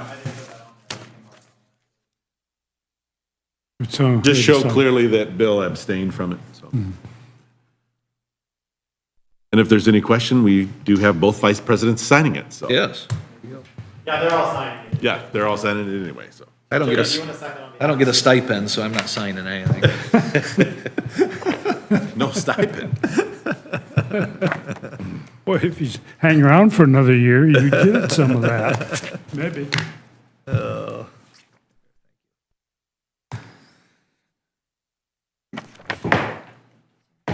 Okay. That's all I have for you. Thank you.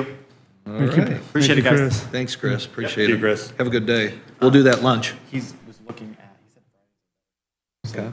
I will not. I'll Yes. Just shoot me I'll a text text. you or. Shoot me a text, that's best. All right, perfect. Thank you. See you, gentlemen. Have a good day. Thank you. Morning, Tyler.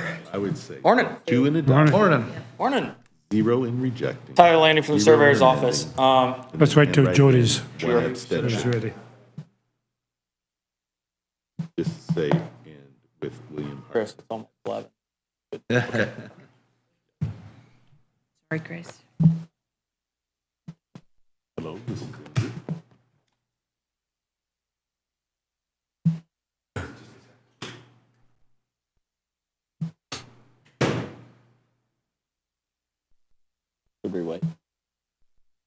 Andrew. Thank you very much. Okay. You all set? You too. All right, Tyler, go for it. Okay, we have a variance for the Auburn-Waterloo Trail crossing that's going in from Auburn all the way up to Waterloo along 427. The county owns the parcel that the Eric Morris tile goes underneath where the trail's going to be there. So we just need you guys to sign for the variance. I don't know if a motion's needed at all to approve signing it or to approve the variance, but since the county owns that parcel, we have to have your autographs.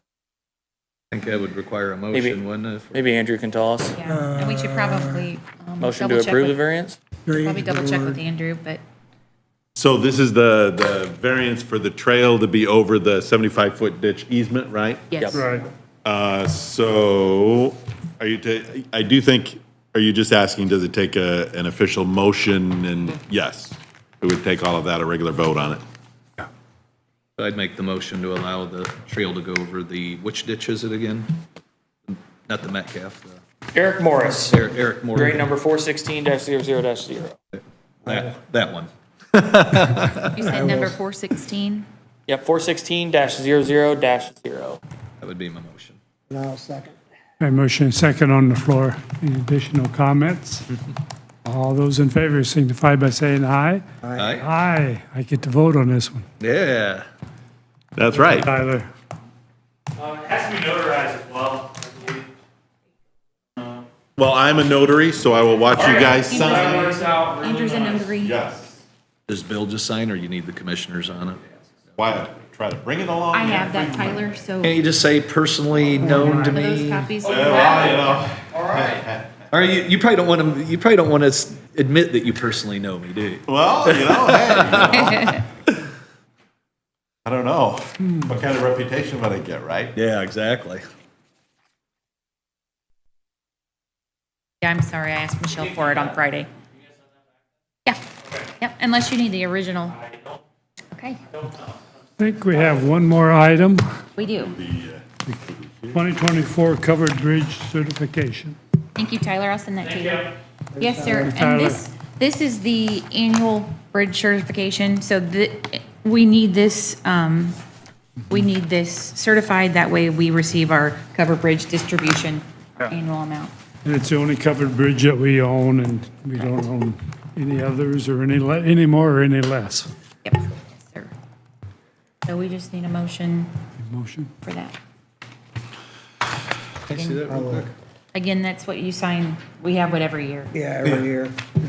I'll move that we approve and sign the covered bridge certification for 2024. And I will second. Okay, motion and second on the floor. Comments? All those in favor signify by saying aye. Aye. Aye, opposed, same. Motion is passed. That needs signed by you, Mike. I should sign it, right? Yeah. Awesome. Sign everywhere, sign. I was thinking the same thing. Okay.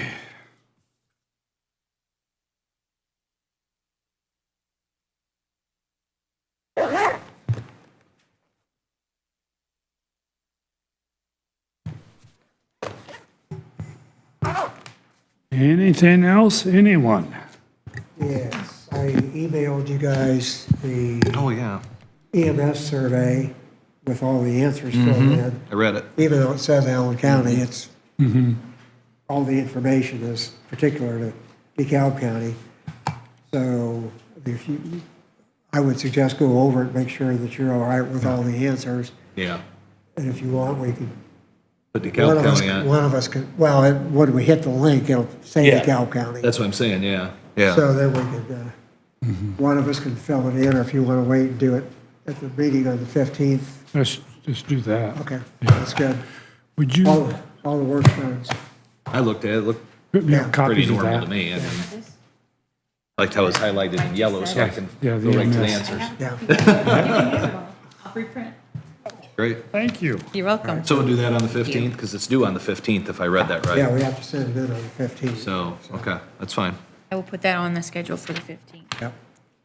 Shouldn't take too long to run through that, but, Brett Steffens from Okay, anything else? Parkview. You had did all mentioned the that work. opioid Yeah. settlement, Bill? Yes. Kroger? Kroger opioid settlement? I don't know anything about that necessarily. You had sent an email on it or something. I don't know if all of you got it or just Bill got it or I got it and then I forwarded it to everybody. Yeah, I got one too, Did you get one? yeah. Is that coming through the state then, or is it? Coming through Rokita's office. Oh, Rokita's office, okay. So they should be telling you when the money's coming in and what it has to be used for and all that stuff? I don't know. Is it Yeah. separate than the opioid distribution that we already get? Yeah, it just falls into the Oh, with that. distribution that we already get. So you're already set up with the funds needed to handle it? It's and it's just stuff. additional from another source, I guess. Kroger's paying this time instead of Purdue, Yeah, you know, or yeah, whoever. there's been Been a lot of 2 people or 3 paying. settlements since the original big one. Okay. Okay. Anything else? We done? We are adjourned. That was a real meeting this time.